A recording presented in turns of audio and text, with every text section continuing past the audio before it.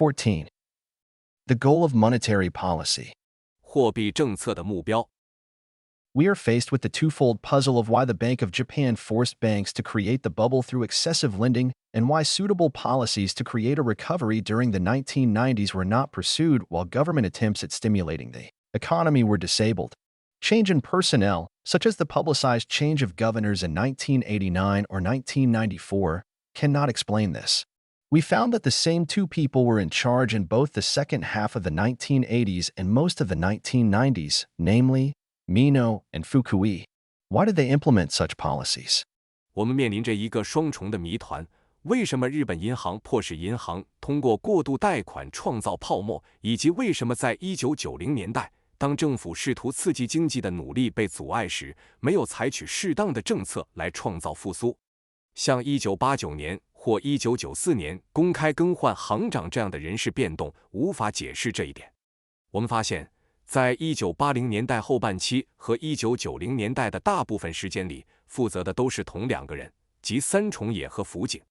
他们为什么要实施这样的政策？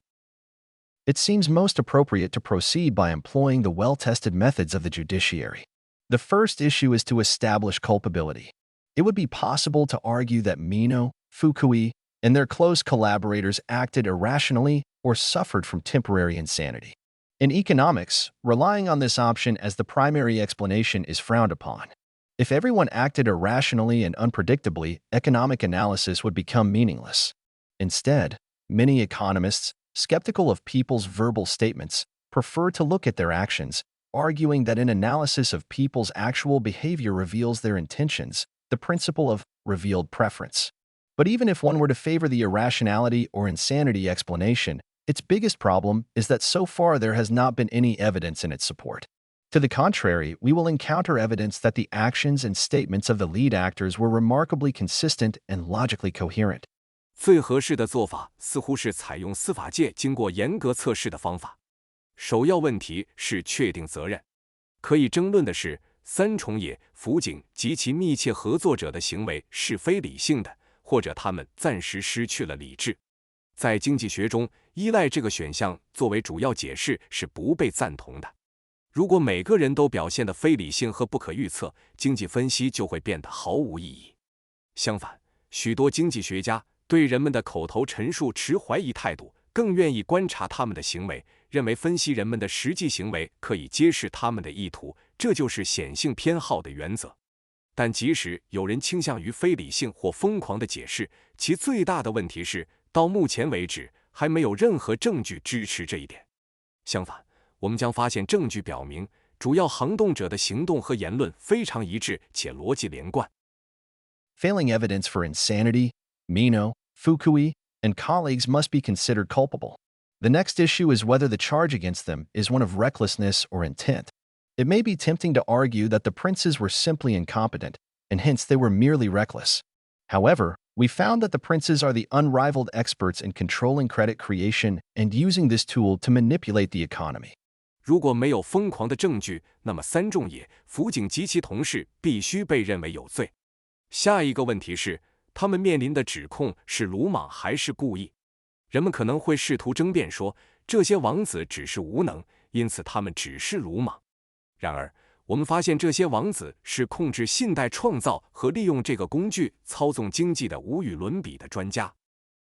The knowledge gained through the extremely detailed window guidance procedure meant that the head of the business department during the time of the creation of the bubble, Fukui, knew exactly how much money was used for speculative real estate transactions.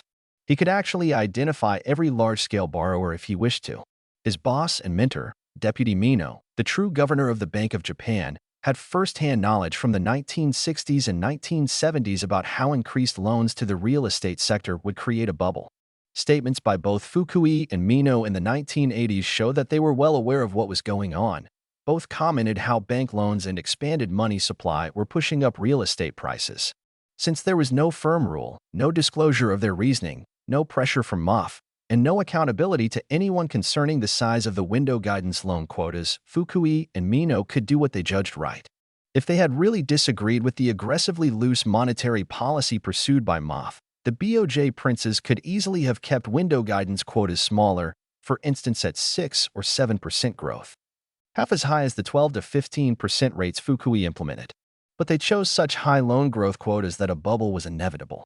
通过极其详细的窗口指导程序获得的知识意味着，在泡沫产生时期的业务部门负责人辅警确切地知道有多少钱被用于投机性的房地产交易。如果他愿意，他实际上可以识别出每一个大规模的借款人。他的上司和导师副行长三重野作为日本银行的真正行长，对1960年代和1970年代增加对房地产部门的贷款会如何产生泡沫有着第一手的了解。福井和三重野在1980年代的声明表明，他们非常清楚正在发生什么。他们都评论过银行贷款和扩大的货币供应是如何推高房地产价格的。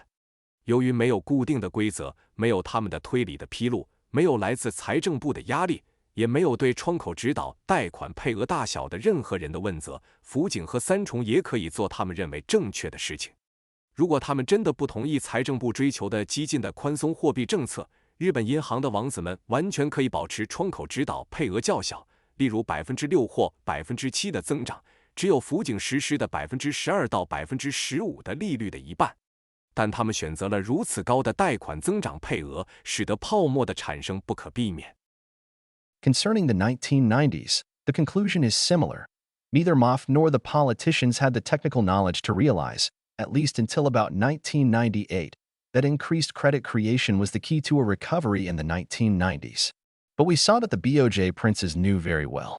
From the early post-war days, the princes had shown great expertise in ending credit crunch recessions.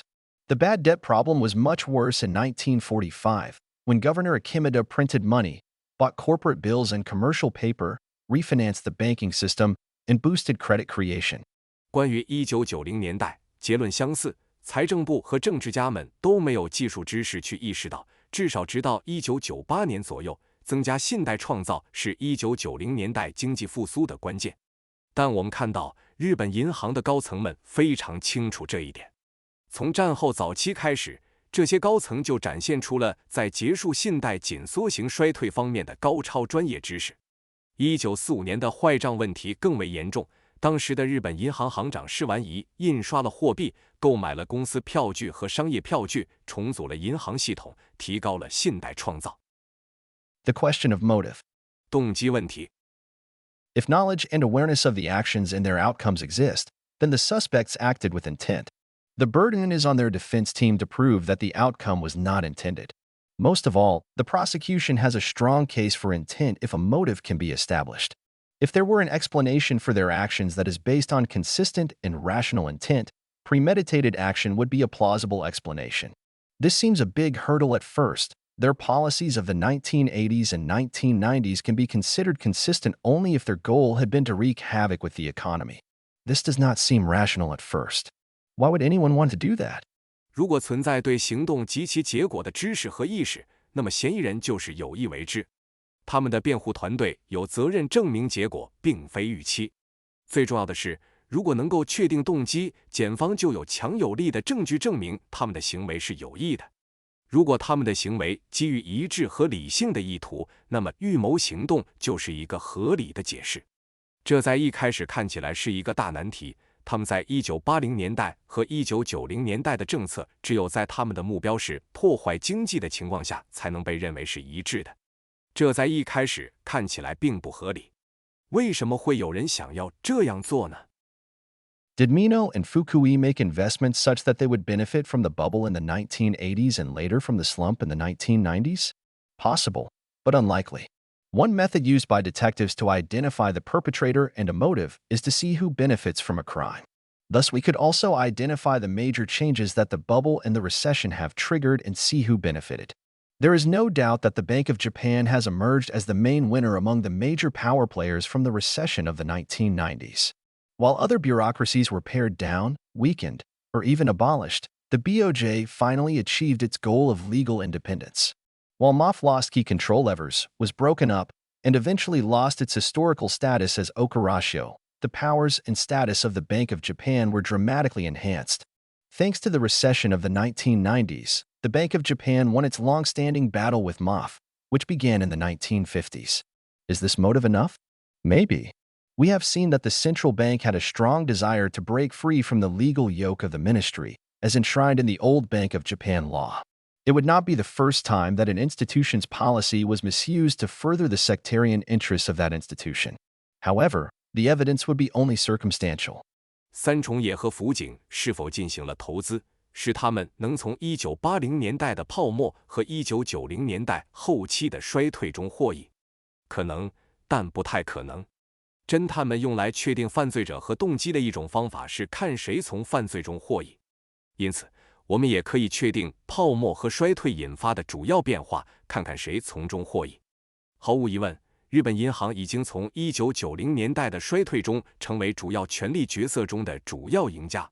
其他官僚机构被削减、削弱，甚至被废除，而日本银行最终实现了其法定独立的目标。财政部失去了关键的控制杠杆，被分裂，最终失去了其作为大藏省的历史地位，而日本银行的权力和地位得到了显著提升。多亏了1990年代的衰退，日本银行赢得了与财政部的长期战斗，这场战斗始于1950年代。这个动机足够吗？也许。我们已经看到，中央银行有强烈的愿望摆脱旧的日本银行法所赋予的法律束缚。这不是第一次一个机构的政策被滥用来进一步该机构的宗派利益。然而，证据只能是间接的。Call the defendants into the witness box. 将被告带入证人席。Another, more direct way to determine the motives of the princes is to identify their stated goals and then identify the heartfelt convictions on which these goals are based. The best sources for this information are their own utterances and their own writings. In other words, it is time to call the defendants to the witness stand. 确定高层们动机的另一种更直接的方法是确定他们的明确目标，然后确定这些目标所基于的真心信念。获取这些信息的最佳来源是他们自己的言论和他们自己的著作。换句话说，现在是时候将被告带到证人席了。Much material is available, since senior executives of the Bank of Japan have given interviews, delivered speeches, and published reports. What did they have to say? Of course, we can't expect dramatic revelations from published speeches or interviews. Central bankers are notorious for their extremely subtle statements and carefully worded remarks. However, the purpose of questioning witnesses is to probe for inconsistencies or contradictions within someone's statement or between that of several witnesses. Through such cross-examination, the truth can often be established with ease. 大量的资料可供参考，因为日本银行的高级管理人员已经接受了采访，发表了演讲，并发布了报告。他们说了些什么？当然，我们不能期待从公开的演讲或采访中得到戏剧性的揭示。中央银行家以其极其微妙的声明和谨慎的言论而臭名昭著。然而，询问证人的目的是寻找不一致或矛盾在某人的陈述中，或者在几个证人的陈述之间。通过这样的交叉审问，真相往往可以轻易地被确定。Throughout the 1990s, the Bank of Japan spokesman exerted considerable efforts to fend off any suggestion that the central bank could do anything beyond lowering interest rates to stimulate the economy. Point one, their reasoning usually followed this pattern. A set of often legalistic or technical arguments is proposed by Bank of Japan officials. As soon as the flaws and contradictions of one argument were pointed out in public, the spokesman reacted not by correcting their mistakes in their policy, but by correcting their line of argument and simply deploying an entirely different, usually unrelated argument that happens to come to the same conclusion. This environment of ever-shifting explanations and counterarguments by the central bank has entangled it in contradictions, which are happily ignored by the next spokesperson. While the arguments frequently change, the conclusion has always followed a common script. No matter which spokesperson happened to express his frank personal opinion, the central bank has throughout the 1990s done all it could. Interest rate reductions were enough. There was no way the central bank could have increased the quantity of credit and thus stimulated the economy. 在整个1990年代，日本银行的发言人付出了大量的努力，以抵制任何暗示中央银行可以做出超越降低利率以刺激经济的任何事情的建议。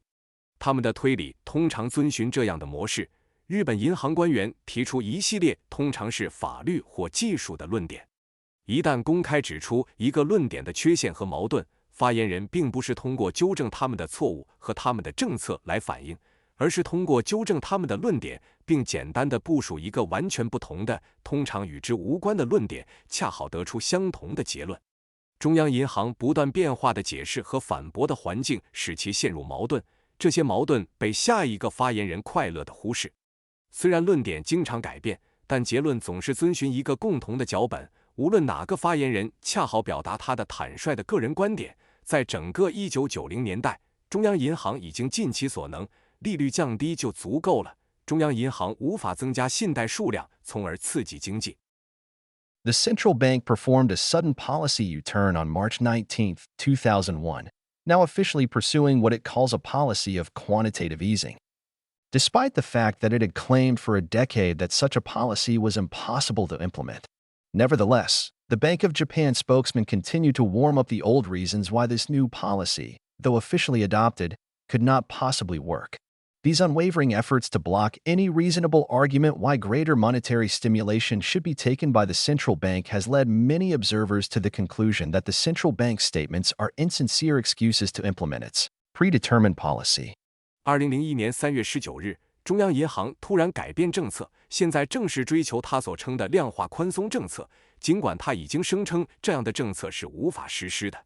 然而，日本银行的发言人继续重复旧的理由，为什么这个新的政策虽然已经正式采纳，不可能起作用？这些坚定不移的努力阻止任何合理的论点。为什么中央银行应该采取更大的货币刺激，使许多观察者得出结论：中央银行的声明是不真诚的借口，以实施其预定的政策。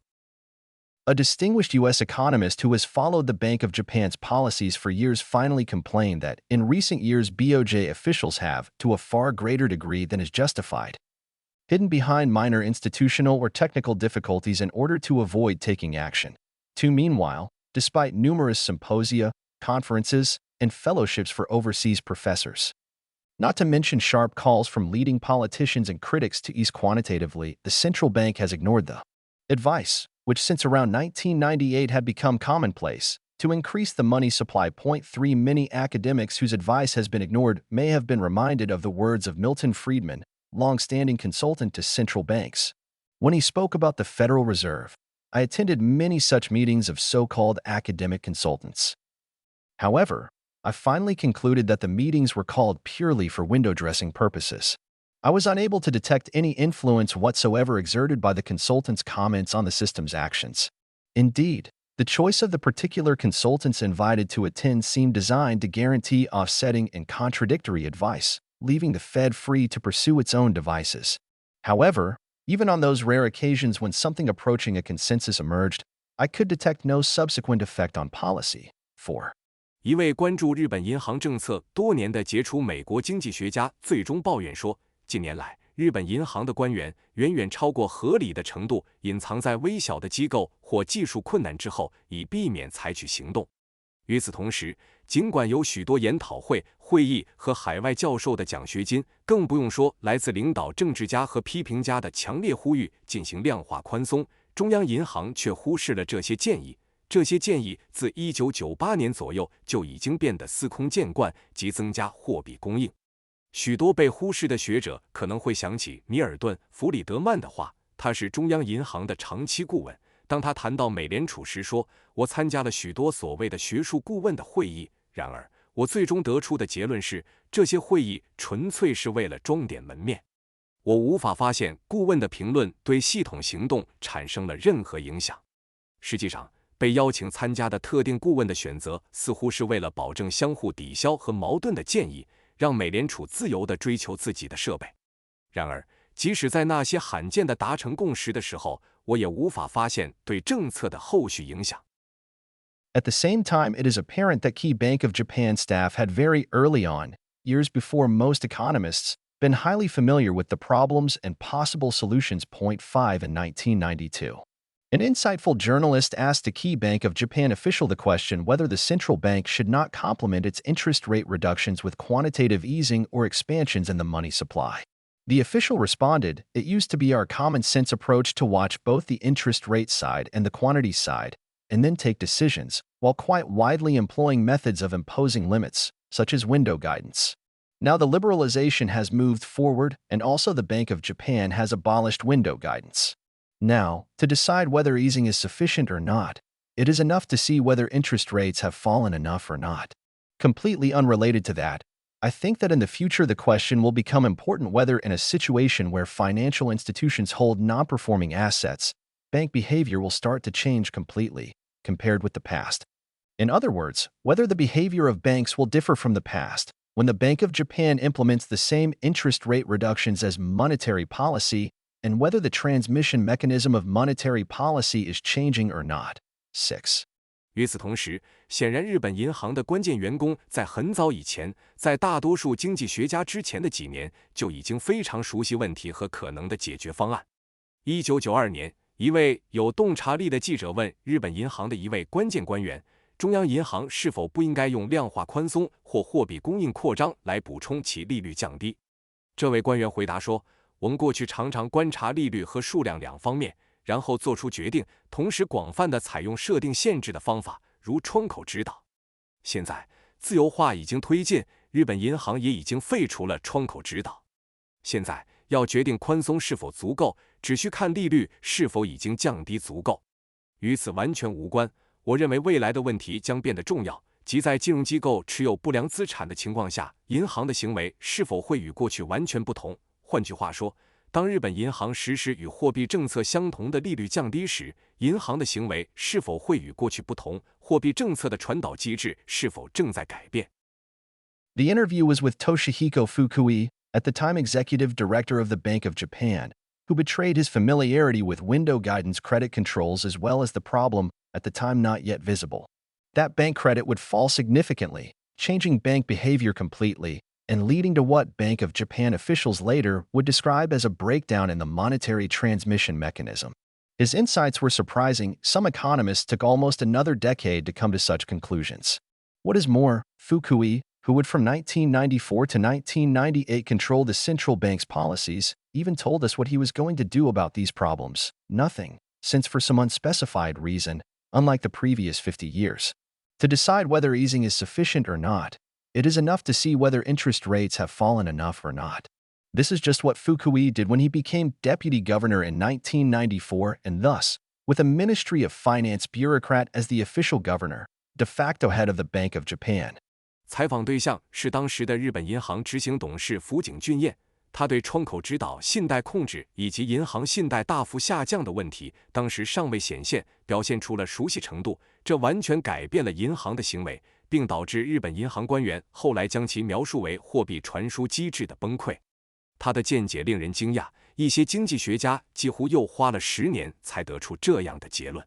更重要的是，福井他从1994年到1998年控制了中央银行的政策，甚至告诉我们他打算如何处理这些问题，什么也不做，因为出于某种未明确的原因，与前50年不同，决定是否放松足够或不足，只需看利率是否已经足够下降。这正是福井在1994年成为副行长，因此以财政部官员为正式行长，实际上成为日本银行行长时所做的。The goal of monetary policy, sustainable growth. 货币政策的目标，可持续增长。After years of denials by spokesmen that the Bank of Japan was able to inject more money, or that such a policy would have any impact on the economy, Senior Deputy Governor Yutaka Yamaguchi recently admitted, by and large, it might be true that, if a central bank continues purchasing all kinds of assets, almost by definition, inflation can be created in the end. 7. In other words, he agrees that the central bank can reduce deflation by purchasing more assets, such as bonds, and paying through credit creation. Yamaguchi also admitted in the same speech that inflation could not happen before the economy had recovered. It is not correct to assume that inflation comes first, followed by an economic upturn or an increase in the growth rate. What happened in the past was the opposite. An economic upturn and a rise in growth rate came first and inflation followed with a lag. 8. Precisely. So the question remains, why is the Bank of Japan not creating more money by buying more assets, thus stimulating demand, creating a recovery, and reducing deflation? Following the correct chain of causation that Deputy Governor Yamaguchi acknowledges, Yamaguchi tells us, our goal is not to cause inflation, but to realize sustainable growth. 9. Given the causation Yamaguchi acknowledges, namely, that inflation could not happen before the economy was stimulated and a recovery occurred. His statement comes close to saying that the central bank does not aim at reducing deflation or stimulating the economy in the short term. Instead, it aims to realize sustainable growth. Let us consider other witnesses. 在日本银行的发言人多年否认日本银行能够注入更多资金，或者这样的政策会对经济产生任何影响之后，高级副行长山口裕最近承认，总的来说，如果中央银行继续购买各种资产，几乎可以肯定，最终可以创造出通胀。换句话说，他同意中央银行可以通过购买更多资产，并通过信贷创造进行支付来减少通缩。山口在同一次演讲中还承认，在经济复苏之前，通胀是不可能发生的。假设通胀先来，然后是经济的上升或增长率的提高是不正确的。过去发生的情况恰恰相反，经济的上升和增长率的提高先来，然后是通胀的滞后。确切地说，所以问题仍然存在。为什么日本银行不通过购买更多资产来创造更多的货币，从而刺激需求、创造复苏，并减少通缩，遵循复行长山口承认的正确的因果链？山口告诉我们，我们的目标不是引发通胀，而是实现可持续增长。鉴于山口承认的因果关系，即在经济被刺激并出现复苏之前，通胀是不可能发生的，他的声明几乎等于说，中央银行并不打算在短期内减少通缩或刺激经济。相反，他的目标是实现可持续增长。让我们考虑其他的证人。Sustainable growth is not a new phrase. To the contrary, similar to Cato the Elder's custom of ending every single speech with the same phrase, the majority of speeches by Bank of Japan spokesmen over the past decade contain the mysterious phrase that the goal of central bank policy is to achieve sustainable growth.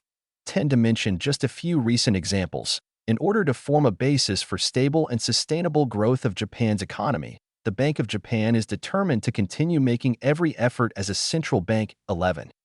The bank shares the same goal of bringing the economy back to a sustainable growth path. 12. Adjust monetary easing accordingly in order to realize sustainable growth. 13. Even the Bank of Japan's policy board repeatedly makes statements to the effect that its monetary policy aims at restoring Japan's economy on a sustainable growth path. 14. 可持续增长并不是一个新的词语，相反，类似于古罗马参议员卡托老人每次演讲都以同样的词语结束。过去10年中，日本银行发言人的大部分演讲都包含着神秘的词语，即中央银行政策的目标是实现可持续增长。只举几个最近的例子，为了形成日本经济稳定和可持续增长的基础，日本银行决定继续作为中央银行做出一切努力。银行与实现经济恢复到可持续增长路径的同一目标，相应的调整货币宽松政策，以实现可持续增长。甚至日本银行的政策委员会也反复声明，其货币政策的目标是使日本经济恢复到可持续增长的路径。Long live the long run. 长久的长期。The key to understanding the goal of the Bank of Japan's monetary policy is therefore the correct interpretation of what BOJ leaders mean by sustainable growth and what kind of measures they think are necessary to achieve it. It is tempting to interpret the phrase to mean that the central bank wishes to stimulate the economy and engage in cyclical demand management. However, quite strikingly, in its many public statements, the central bank has never clearly stated that it aims to stimulate the economy in the near term, nor has it taken steps to implement such policies in a consistent fashion. Quite the opposite. 理解日本银行货币政策目标的关键，因此是正确解释日本银行领导人所说的可持续增长，以及他们认为实现这一目标所必须的措施。人们很容易将这个词组解释为中央银行希望刺激经济并进行周期性的需求管理。然而，令人惊讶的是，在其许多公开声明中，中央银行从未明确表示它的目标是在短期内刺激经济，也没有采取步骤以一致的方式实施这样的政策。恰恰相反。The central bankers make a clear distinction between the short term and the long term. In a speech in 1994, Governor Mino spoke much about sustainable economic growth being the objective of his policies and clearly defined it as being a medium to long term Goal point 15 other central bankers have repeated these words. Governor Hayami, for instance, often speaks of long-term sustainable growth as the goal of the central bank's policies. Point 16. 央行家们在短期和长期之间做出了明确的区分。1994年的一次演讲中，央行行长三种野明确提到他的政策目标是可持续的经济增长，并明确将其定义为中长期目标。15其他央行家也重复了这些话。例如，央行行长素水洋常常谈到长期可持续增长是央行政策的目标。16 What does the achievement of their long-term goal mean for the economy in the short term? Bank of Japan spokesmen have told us unambiguously and repeatedly over the past decade that, quite contrary to any near-term stimulation of the economy, their goal of sustainable growth in the long term may require a short-term deterioration of the economy. As early as 1993, Governor Mino indicated, as we pass through the current adjustment phase, the most important goal we have adopted for guiding policy management is not the attainment of short-term improvements in economic conditions, but the long-term objective of achieving non-inflationary sustainable growth. Italics added. Point 17 a year later, Mino warned, in conducting monetary policy, whilst fully recognizing the pain of those who are adversely affected, we have to focus on the stabilization of economic activity as a whole from the medium to long-term perspective. 18 Mino ends this speech with the obligatory. I should like to conclude by saying that the Bank of Japan will continue to do all it can to put the Japanese economy on the right track for a non-inflationary sustainable growth in the medium to long term. 19.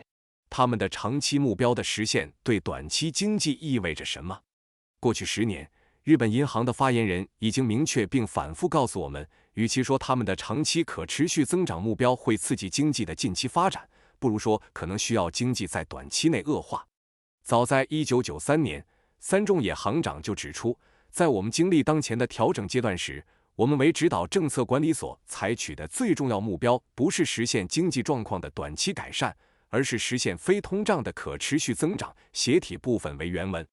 17年后，三重野警告说，在实施货币政策时，我们必须充分认识到那些受到不利影响的人的痛苦，我们必须从中长期的角度出发，关注整体经济活动的稳定。18三重野以我想以此结束我的演讲，日本银行将继续尽其所能，使日本经济走上中长期非通胀可持续增长的正确轨道。19结束了这次演讲。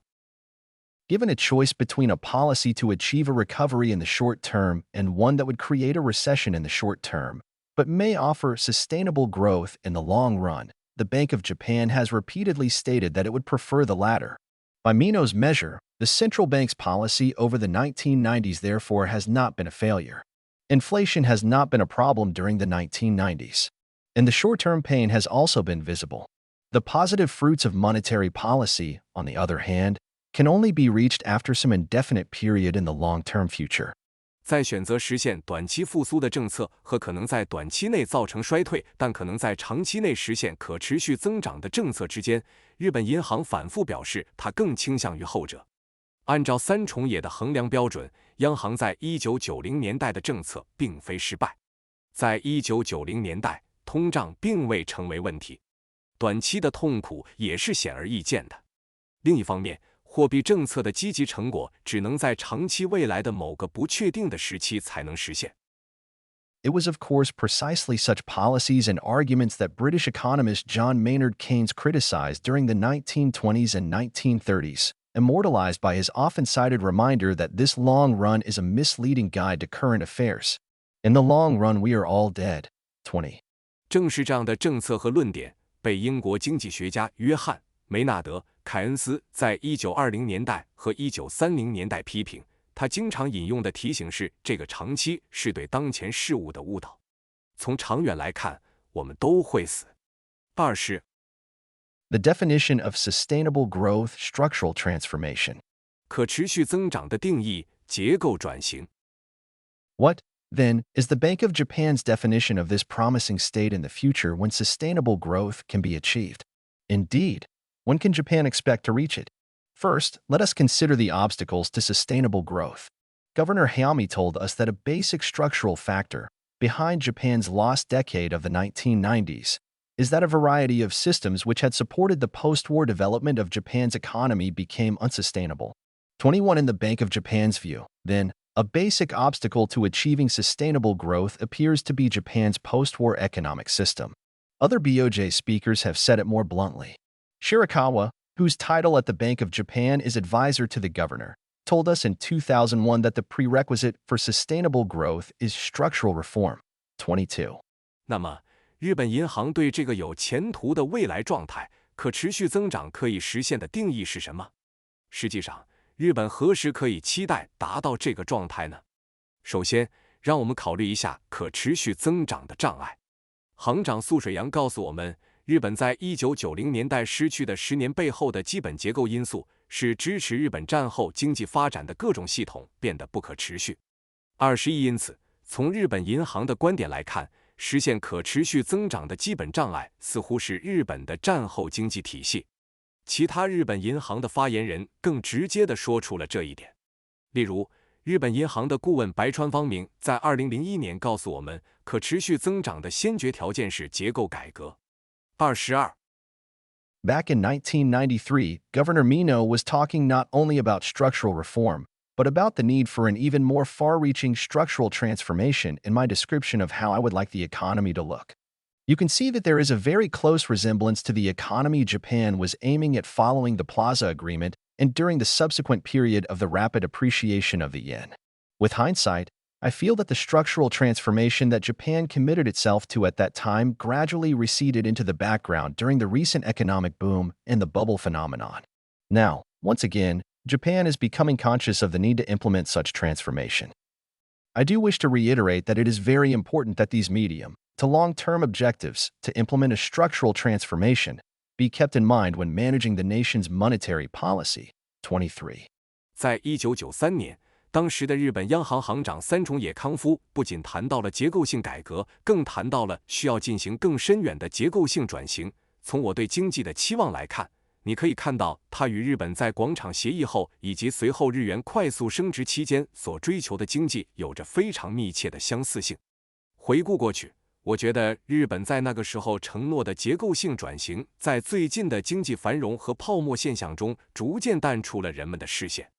现在，日本再次意识到需要实施这样的转型。我想再次强调，在管理国家的货币政策时，牢记这些中长期目标，实施结构性转型是非常重要的。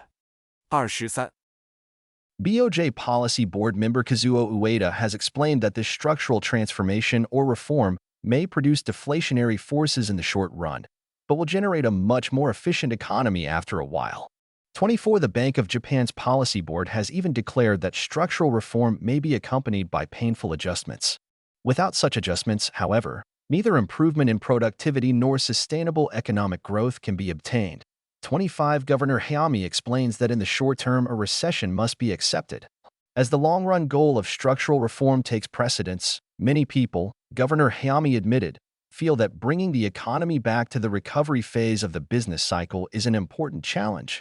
26 But, as with Mino before him, he does not place priority on this goal, he explains in the same speech. Furthermore, it is more important that Japan goes beyond this by regaining economic dynamism by steadily pursuing structural reform, italics added. 日本央行政策委员会成员上田和生解释说，这种结构性转型或改革可能在短期内产生通缩压力，但在一段时间后将产生更高效的经济。24日，本央行的政策委员会甚至宣布，结构性改革可能伴随着痛苦的调整。然而，如果没有这样的调整，就无法获得生产力的提高或可持续的经济增长。25日，本央行行长素水优解释说，短期内必须接受经济衰退，因为结构性改革的长期目标优先。许多人，素水优承认，认为使经济回到商业周期的复苏阶段是一个重要的挑战。26但是，就像三重野康夫在他之前一样，他并没有把这个目标放在首位。他在同一次演讲中解释说，更重要的是，日本通过稳步推进结构性改革，超越这一点，恢复经济活力。斜体部分为原文。To summarize what we have learned from the record of official statements by Bank of Japan leaders about the goal of monetary policy, it is not aimed at achieving a recovery in the near term. Instead, It is aimed at long-term, sustainable growth. That, in turn, can only be achieved after structural change, even a structural transformation, has taken place.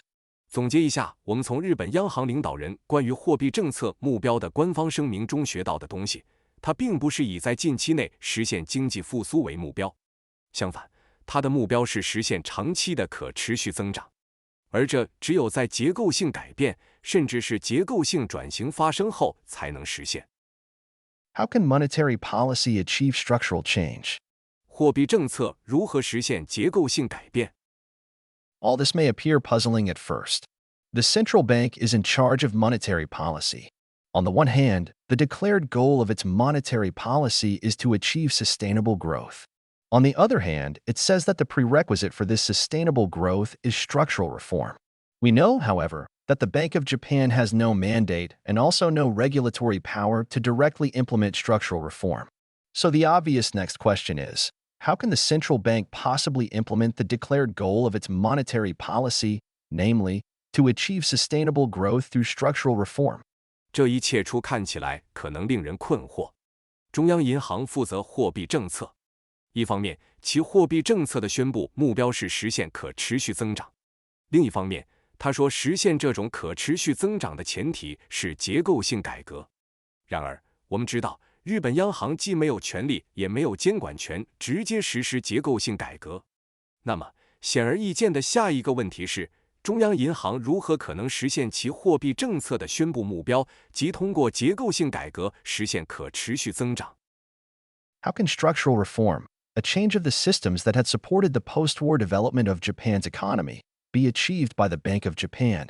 27 We know it can only use monetary policy to achieve its aims. But would it use monetary policy to implement structural reform? And if so, what type of monetary policy could it possibly take that would achieve its aim and result in a structural transformation of the economy? 日本央行如何实现结构性改革，改变支持日本战后经济发展的系统呢？27我们知道，它只能使用货币政策来实现其目标，但是它会使用货币政策来实施结构性改革吗？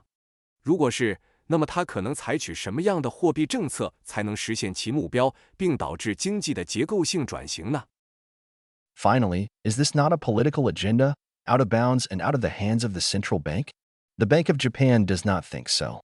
Shirakawa, advisor to the governor, explains it is not easy to change the institutional framework and promote structural reform since it necessarily involves the vested interests of all the related individual economic agents. 28 This is where the Bank of Japan feels it has a role to play. It realizes what critics have pointed out, namely, that structural reforms will not stimulate demand. 29 Policy Board member Ueda agrees that such efforts may produce deflationary forces in the short run. The aim is in the long run, when structural reforms will generate a much more efficient economy after a while. 30. 最后，这难道不是一个政治议程超出了中央银行的权限和控制范围吗？日本银行并不这么认为。日本银行的顾问白川解释说，改变制度框架和推动结构改革并不容易，因为这必然涉及到所有相关的个体经济主体的既得利益。28这就是日本银行认为自己可以发挥作用的地方。他意识到了批评者所指出的，即结构性改革不会刺激需求。29政策委员会成员上田同意，这样的努力可能在短期内产生通货紧缩的力量。目标是在长期内，当结构改革在一段时间后将产生一个更为高效的经济。30 So how can current monetary policy be helpful in achieving the long-term goal? The central bankers already told us the surprising answer to this riddle. It can be helpful by not being helpful. The Bank of Japan's Shirakawa explains that further easing of monetary policy would not contribute to economic recovery, but would rather delay the progress of structural reform that is a prerequisite for sustainable economic growth. 31 The Bojes Okina explains, concerning stimulatory short-term policies, couldn't the current low interest rate policy cause some harm? The answer is yes. Low interest rates as a pain reliever may induce a further delay in the progress of structural adjustment. When the economy recovers, non-performing loans could become collectible, excess inventories could be sold, and excess equipment could become operational. 32 According to him, such a state of affairs, normally called a recovery, is to be avoided. This is why Deputy Governor Yamaguchi can say about the link between central bank policy and structural change that monetary policies cannot replace structural policies, and that the Bank of Japan had faced the big dilemma. That monetary easing would produce a mitigation of immediate risks, which in turn would result in a delaying of adopting ultimate solutions. 33. This is why former Deputy Governor Fukui can say, considering the gap in supply and demand conditions in the economy, it's easy to think of a policy of decisive monetary easing. But we must be wary of the risks associated with further easing, such as by purchasing more Japanese government bonds or setting inflation targets. What are the risks? It's dubious to think that monetary policy alone could lead to a sustainable recovery. As the financial markets tell us, what is also important are Prime Minister Koizumi's structural reforms, italics added. Point 34. The risk that the BOJ has in mind is a delay or even an end to structural reforms, which it has defined as being a necessary condition for its goal of sustainable growth. 那么，当前的货币政策如何能够帮助实现长期目标呢？中央银行家已经给出了这个谜题的令人惊讶的答案，它可以通过不提供帮助来提供帮助。日本银行的白川解释说，进一步的货币政策宽松不会有助于经济复苏，反而会延迟结构改革的进程，而这是可持续经济增长的前提。31日本银行的冲中解释说，关于刺激性的短期政策，当前的低利率政策会不会造成一些伤害？答案是肯定的，低利率作为一种止痛药，可能会进一步延迟结构调整的进程。当经济复苏时，不良贷款可能会变得可以收回，过剩的库存可能会被售出，过剩的设备可能会变得可以运行。32根据他的说法，这样的情况通常被称为复苏，应该被避免。这就是为什么复兴长山口可以说，关于中央银行政策和结构变化的关系，货币政策不能取代结构政策，并且日本银行面临的大困境是货币宽松会产生缓解即时风险的效果，这反过来会导致推迟采取最终解决方案。33，这就是为什么前副行长福井可以说，考虑到经济中供需条件的差距，很容易想到采取决定性的货币宽松政策，但我们必须警惕进一步宽松，如购买更多的日本政府债券或设定通胀目标。风险是什么？单靠货币政策就能实现可持续的复苏，这种想法值得怀疑。正如金融市场告诉我们的，小泉纯一郎首相的结构改革也同样重要。斜体部分为原文。34日本银行考虑的风险是结构改革的延迟甚至终止，而它已经定义这是实现其可持续增长目标的必要条件。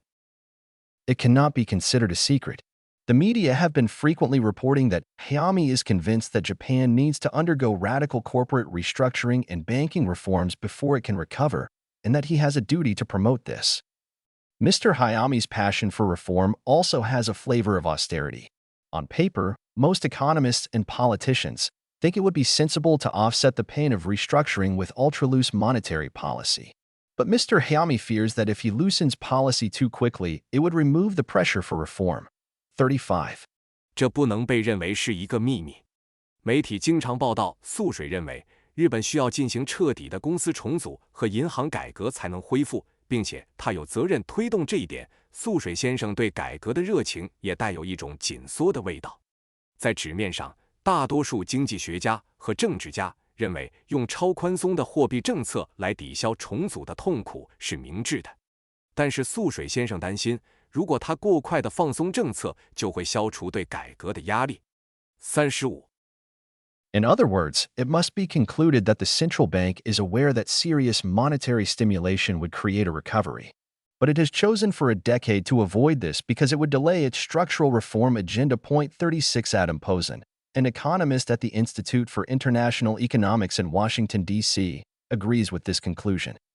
Between a process of elimination and careful reading of the statements of BOJ Policy Board members, I am led to the conclusion that a desire by the BOJ to promote structural change in the Japanese economy is a primary motivation for the bank's passive-aggressive acceptance of deflation. 37. 换句话说，必须得出这样的结论，即中央银行知道严重的货币刺激会带来复苏，但他选择了10年来避免这样做，因为这会延迟其结构改革的议程。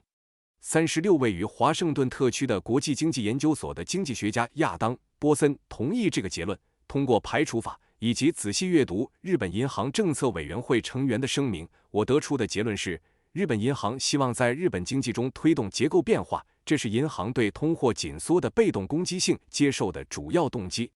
37 This explains why the central bank has consistently and puzzlingly opposed what appears to be a sensible idea to other supporters of structural reform, if this structural policy has a depressive or a stimulatory effect on the economy. It must be accompanied by the appropriate macroeconomic policy to offset this effect. 38 To this type of argument, Governor Hayami countered in May 2000. When the economy recovers, as is now happening, it might well be the case that efforts for structural reform might be neglected due to a sense of security. 39 That was his justification for tightening monetary policy again in 2000. Indeed, only when one has fully understood the Bank of Japan's definition of sustainable growth, namely, the implementation of a far-reaching structural reform agenda, does it become obvious why most of the central bank speeches and statements have denied the need for further monetary stimulation in the short run. Such stimulation is deemed inimical to achieving sustainable growth precisely because it would create short-term growth and hence reduce the pain and pressure necessary to gather enough political support for the structural reform goal. 这解释了为什么中央银行一直以来都在反对其他支持结构改革者认为是明智的想法。如果这种结构政策对经济有抑制或刺激的效果，那么必须伴随着适当的宏观经济政策来抵消这种效果。38对于这种论点，行长素水在2000年5月反驳说，当经济复苏就像现在正在发生的那样，可能会因为安全感而忽视结构改革的努力。39这就是他在2000年再次收紧货币政策的理由。事实上，只有当人们完全理解了日本银行对可持续增长的定义及实施深远的结构改革议程时，才会明白为什么大部分的中央银行演讲和声明都否认了在短期内进一步刺激货币的需要。这样的刺激被认为是对实现可持续增长的威胁，因为它会创造短期增长，从而减少了为结构改革目标收集足够政治支持所必须的痛苦和压力。The goal of monetary policy in the 1980s. 1980年代的货币政策目标。The public statements by central bankers have provided the answers. We have found the reason for the Bank of Japan's actions in the 1990s. It never aimed at stimulating the economy. It intentionally took recessionary policies because it pursued a political agenda that required it to engineer a recession. That agenda is nothing less than to change Japan's institutional arrangements and transform the economy. 中央银行家的公开声明已经给出了答案。我们找到了日本银行在1990年代行动的原因。他从未打算刺激经济，他故意采取了衰退政策，因为他追求的是一个政治议程，需要他制造一场衰退。这个议程无非就是改变日本的制度安排，改革经济。But what about the 1980s, when the Princes forced banks to create the bubble? How do the defendants explain this when called to the witness stand? When Toshihiko Fukui was head of the banking department, he was interviewed by the Japanese-language Nikkei Financial Daily in July 1987, just after he had kicked off the bubble. The journalist asked the right man the right question. He asked Fukui, borrowing is expanding fast. Don't you have any intention of closing the tap on bank loans? Fukui answered, because the consistent policy of monetary easing continues, quantity control of bank loans would imply a self-contradiction. Therefore, we do not intend to implement quantity tightening. With structural adjustment of the economy going on for quite a long period, the international imbalances are being addressed. The monetary policy supports this. Thus, we have the responsibility to continue with the monetary easing policy for as long as possible. Therefore, it is natural for bank loans to expand. 40. 那么，在1980年代，当王子们强迫银行创造泡沫时怎么办？当被叫到证人席上时，被告如何解释这一点？当福井俊彦担任银行部门负责人时，他在1987年7月刚刚引发泡沫后，接受了日本经济新闻的采访。记者向正确的人提出了正确的问题。他问福井，借款正在快速扩大，你没有关闭银行贷款的意图吗？福井回答说，因为持续的货币宽松政策在继续，所以控制银行贷款的数量将意味着自相矛盾。因此，我们并不打算实施数量紧缩。随着经济结构调整已经进行了相当长的一段时间，国际失衡正在得到解决。货币政策支持这一点，因此我们有责任尽可能长时间地继续实施货币宽松政策。因此，银行贷款的扩大是自然的。On first reading, this may appear to be a convoluted and somewhat confusing answer. However, upon closer inspection, it becomes quickly intelligible. 41 Fukui justified the setting of the excessively large loan quotas, and thus the creation of the bubble, by the necessity for structural adjustment, which had to continue for quite a long period. According to him, already in the mid and late 1980s, the goal of the Bank of Japan's monetary policy was to address the international imbalances through this structural adjustment. Again, initially, there seems to be a puzzle. If the goal of monetary policy in the 1980s, just as in the 1990s, is to engineer a structural transformation, just what current monetary policies could the Bank of Japan possibly take in order to support this goal? Fukui explains that the right monetary policy to implement the structural transformation of Japan's economy during the 1980s was to continue with the monetary easing policy for as long as possible. Therefore, it is natural for bank loans to expand. 初读时，这可能看起来是一个复杂且有些混乱的答案。然而，仔细观察后，它很快就变得清晰了。福井以结构调整的必要性为由，证明了设定过大的贷款配额，从而创造泡沫，必须持续相当长的一段时间。据他说，早在1980年代中后期，日本银行的货币政策目标就是通过这种结构调整来解决国际失衡。在此，最初似乎存在一个谜团：如果1980年代的货币政策目标就像1990年代一样，是为了实现结构转型，那么日本银行可能采取什么当前的货币政策来支持这个目标呢？福井解释说，实施日本经济在1980年代的结构转型的正确货币政策是尽可能长时间的继续实施货币宽松政策。因此，银行贷款的扩大是自然的。Fukui's mentor and associate, Yasushi Mino, seemed equally aware of the implications of their window guidance quotas. In a speech in 1993, the then governor admitted that he knew that a bubble must always lead to recession. Talking about the bubble, he said, once a wave of this proportion had come into being, it was inevitable that it would be followed by a major adjustment. 42 that, according to Mino, had a positive effect. As we have heard, Mino, like Fukui, was a declared supporter of a transformation of Japan's economic system. 福井的导师和同事三重野康似乎同样清楚他们的窗口指导配额的含义。在1993年的一次演讲中，当时的行长承认他知道泡沫必然会导致衰退。谈到泡沫，他说，一旦这种规模的波动出现，就不可避免的会被大规模的调整所跟随。根据三重野的说法，这有一个积极的效果。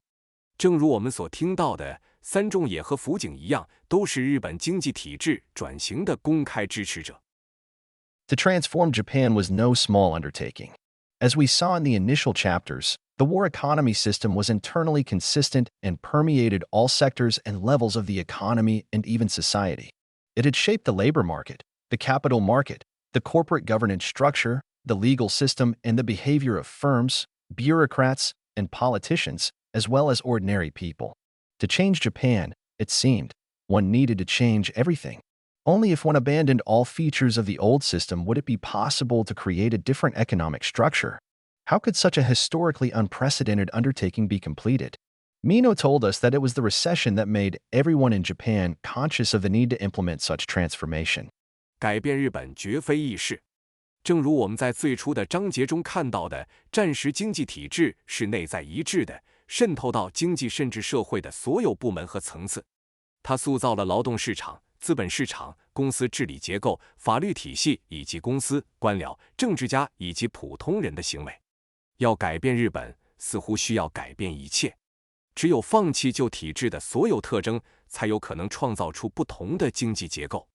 如何完成这样一个历史上前所未有的任务呢？三重也告诉我们，是衰退使日本的每一个人意识到需要实施这样的转型。The recession is good for reform. 衰退对于改革是有益的。Deputy Governor Yamaguchi also revealed his insights into the historic origin of Japan's system and the feasibility of deep changes if the system was put under pressure. I should point out that systems and practices are not set in stone, so to speak. They would change, however gradually, under pressures from the changing environment. For example, according to economic historians, lifetime employment, which is now closely associated with major Japanese corporations, was not widely adopted until the 1920s. I believe, therefore, that constraints on economic growth from existing systems and practices are temporary until the economy adapts to the new environment. What is important is to keep our heads up and carry on with the necessary structural reforms, italics added. Point 43. This seems to explain Yamaguchi's view that monetary easing would produce a mitigation of immediate risks, which in turn would result in a delaying of adopting ultimate solutions. 44. 复兴长山口也分享了他对日本体制的历史起源以及在压力下对体制进行深度改变的可行性的见解。我应该指出，体制和实践并非一成不变，他们会在环境变化的压力下逐渐改变。例如，根据经济历史学家的说法，现在与主要日本公司紧密相关的终身雇佣制度，直到20世纪20年代才被广泛采用。因此，我相信现有体制和实践对经济增长的限制是暂时的，直到经济适应新环境。重要的是要抬头挺胸，继续进行必要的结构改革，携体部分为后价。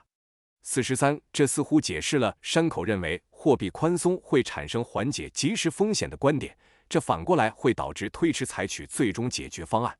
44， Sasaki calls for transformation of Japan. 佐佐木呼吁日本进行转型。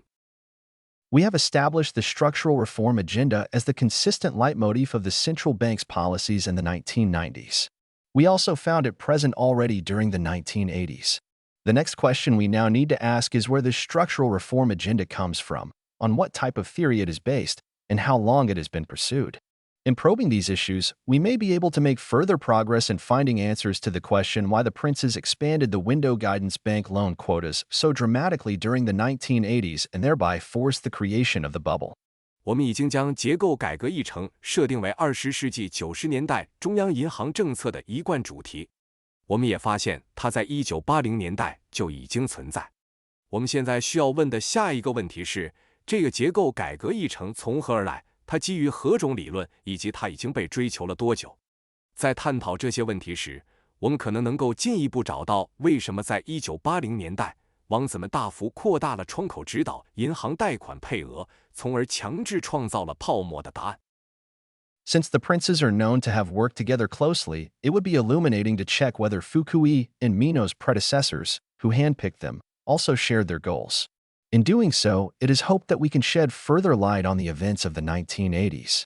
We therefore go back to the man who hired young Mino and anointed him prince, Tadashi Sasaki. Sasaki himself was the first prince picked by Pope Akimada, who made him head of the banking department and let him implement his tightly operated credit allocation mechanism. As planned, Sasaki soon succeeded Akimada to control the economy for over 10 years. Like Akimada, a hands-on dirigiste and interventionist, he made ample use of his far-reaching powers by deciding on the allocation of funds in the economy. Quite similar to the wartime days when Araki and Akimada controlled and allocated credit according to the guidelines drawn up by the wartime planners. 由于众所周知，王子们曾密切合作，因此检察府警和三仲野的前任，他们的挑选者是否也分享他们的目标，将是有启发性的。这样做，我们希望能够进一步揭示1980年代的事件。因此，我们回到了雇佣年轻的三重野，并封他为王子的人佐佐木正。佐佐木本人是教皇室真田挑选的第一位王子，他让佐佐木成为银行部门的负责人，并让他实施他的紧密运作的信贷分配机制。如计划的那样，佐佐木很快就接替了室真田，控制了经济超过10年。像是真田一样，他是一个亲自动手的指导者和干预者。他通过决定经济中的资金分配，充分利用了他的广泛权力。这与战士阿拉基和室真田根据战时规划者制定的指导方针控制和分配信贷的日子非常相似。Despite these first-rate credentials as planner and controller, in the early 1980s a mysterious transformation seems to have occurred. Sasaki appeared to have converted to a different creed altogether. All of a sudden, he had become an outspoken supporter of the goal of financial liberalization and internationalization of Japan's economy. Apparently, he had become convinced that Japan's economic system needed to be fundamentally changed. Having handed the BOJ baton on to Prince Maekawa, Sasaki had become head of the Keizai Doyokai, Japan Association of Corporate Executives, and as such, in January 1983, he called for a 5-year plan for transforming and liberalizing the Japanese economy, entitled Toward Consciousness and Behavior of a World Nation, 45. 尽管佐佐木具有一流的规划者和控制者的资质，但在1980年代初，似乎发生了一种神秘的转变。佐佐木似乎转变为了完全不同的信仰。突然之间，他成为了金融自由化和日本经济国际化目标的坚定支持者。显然，他已经确信日本的经济体制需要进行根本性的改变。在将日本银行的接力棒交给了前田川王子后，佐佐木成为了经济同友会日本企业执行人协会的负责人。作为这样的角色，他在1983年1月呼吁制定一个5年计划，以转变和自由化日本经济，题为走向世界国家的意识和行为。45. This plan called on Japan to help the world by speedily opening its markets, arguing that the economy must be changed from one looking after national interest to one looking after common world interest. It targeted the agriculture, finance, and service sectors for fast, complete liberalization. It aggressively demands administrative reform, a greater role for politicians in policy making, an end to regulations and bureaucratic guidance, and a significant strengthening of the role of the Prime Minister, giving him the power to exert strong leadership. These changes, the plan said, would benefit Japan and the world. Such a bold market opening would not only help in solving the economic friction with Europe and the United States, but if the economic structure changes, this would also lead to a continued vitality of the Japanese economy. Thanks to these revolutionary changes, Japan's economic growth rate would remain high, rendering 5% real growth possible. 46. 这个计划呼吁日本通过迅速开放其市场来帮助世界，认为经济必须从关注国家利益转变为关注全球共同利益。他将农业、金融和服务业作为快速、完全自由化的目标。他强烈要求行政改革，政治家在政策制定中的角色更大，结束规定和官僚指导，以及显著加强首相的角色，赋予他强大的领导力。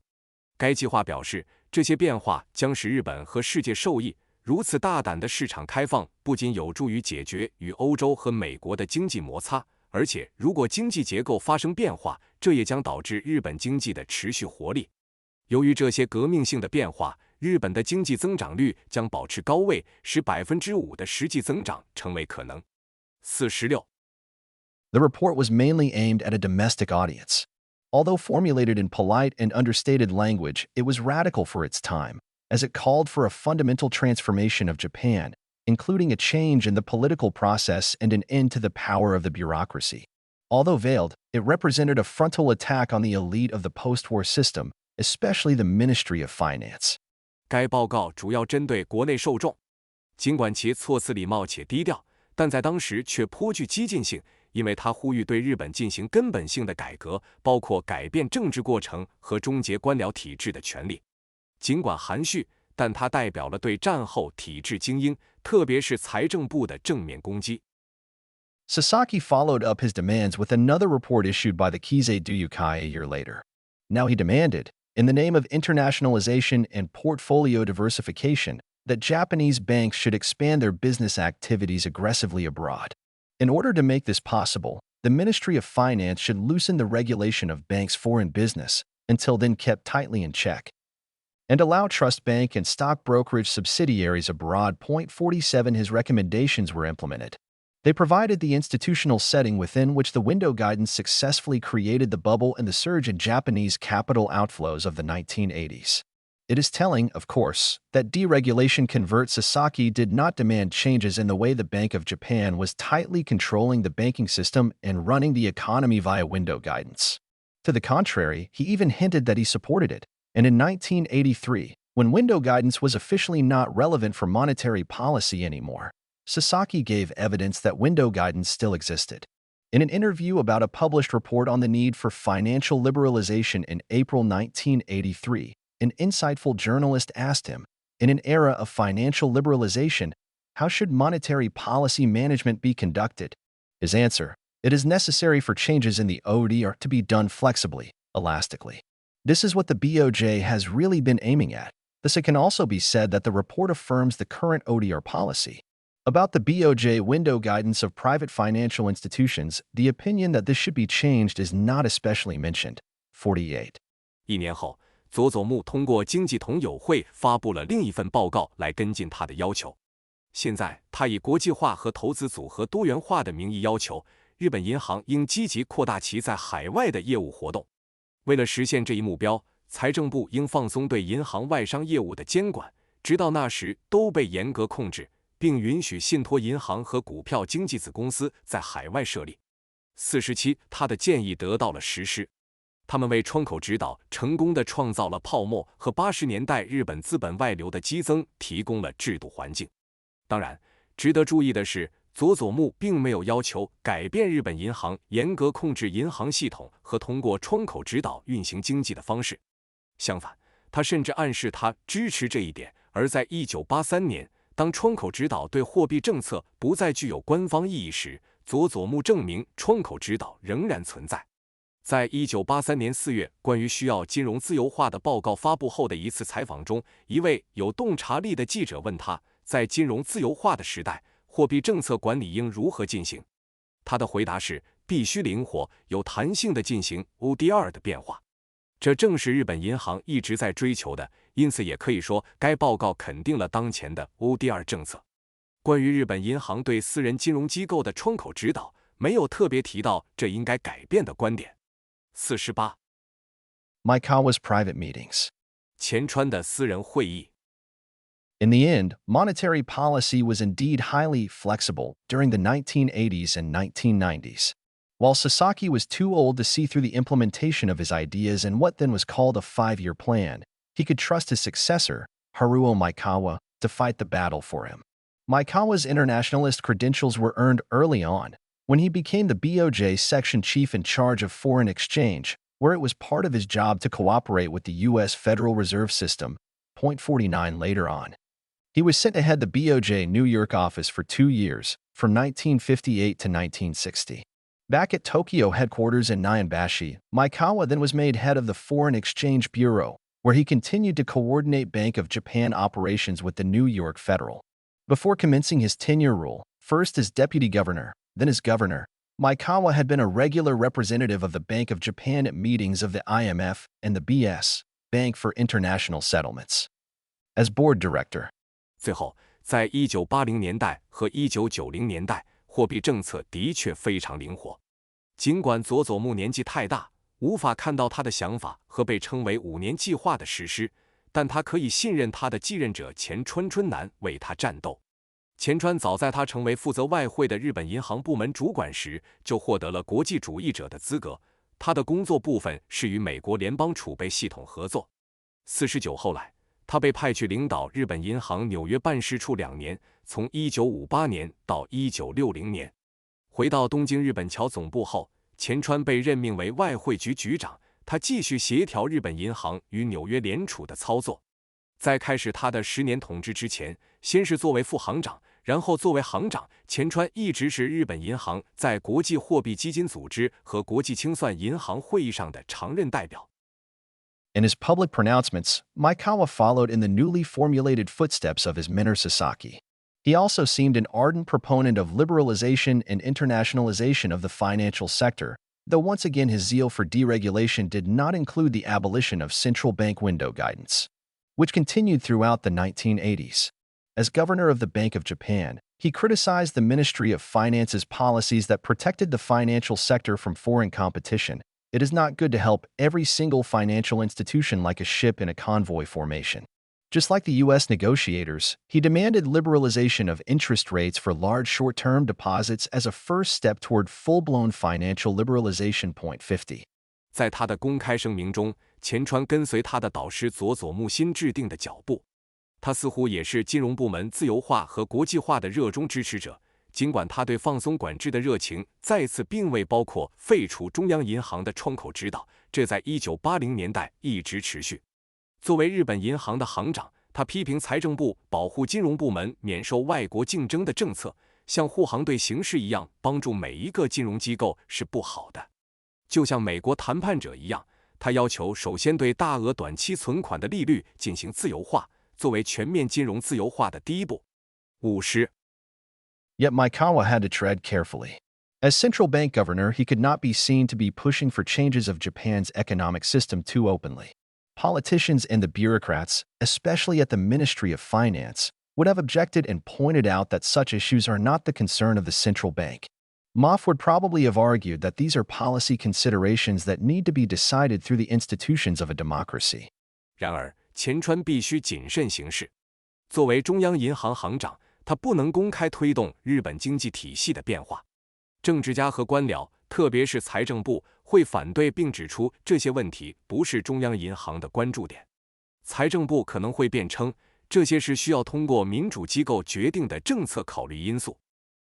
During his time as deputy governor, Maekawa confided in the small group of Guangdong Army members, the hand-picked princes and insiders who ran Japan's economy through the window guidance credit controls. They met every evening on the 8th floor, the executive floor, of the new building of the BOJ headquarters, for exclusive Marataka roundtable deliberations. Access was limited, and the content of their discussions remained private. Although legally, Maekawa had to report to Governor Morinaga, the old boy from the Ministry of Finance, he did not bother to invite him to the daily deliberations. The Nikkei once reported that Morinaga forgave such exclusive meetings, presumably since he thought he was in control of the economy via his influence over interest rates. Like many ministry bureaucrats, Morinaga seems to have been blissfully unaware of the crucial role of the clandestine window guidance controls. 51. 在担任副行长期间，前川在关东军成员的小团体中倾诉，这些成员是精心挑选的王子和内部人士，他们通过窗口指导、信贷控制来管理日本的经济。他们每天晚上在日本银行总部新大楼的第8层及支行层进行独家的 Marataka 圆桌讨论。参与人数有限，他们的讨论内容保持私密。尽管从法律上讲，前川需要向来自财政部的老男孩森永行长汇报，但他并没有邀请他参加每日的讨论。日经新闻曾报道，森永原谅了这样的独家会议，可能是因为他认为他通过对利率的影响控制了经济。像许多部门官僚一样，森永似乎对窗口指导控制的关键作用一无所知。The Maekawa Report. 前川报告。After 10 years in charge of monetary policy, Haruo Maekawa handed over the control levers of the economy to Mino in December 1984. As Sasaki had done before him, this enabled him to engage in lobbying and more open scheming in the pursuit of his goals. 52 The lobbying of Sasaki and Maekawa, as well as other like-minded internationalists, was not without impact. On October 31, 1985, Japan's Prime Minister, Yasuhiro Nakasone, formed the study group on adjusting the economic structure for international cooperation. Officially translated into English as the Advisory Group on Economic Structural Adjustment for International Harmony. Nakasone appointed Maekawa to head the group with the brief to conduct a study on policy measures, from medium to long-term perspectives, concerning Japan's economic and social structure and management, and how it should change.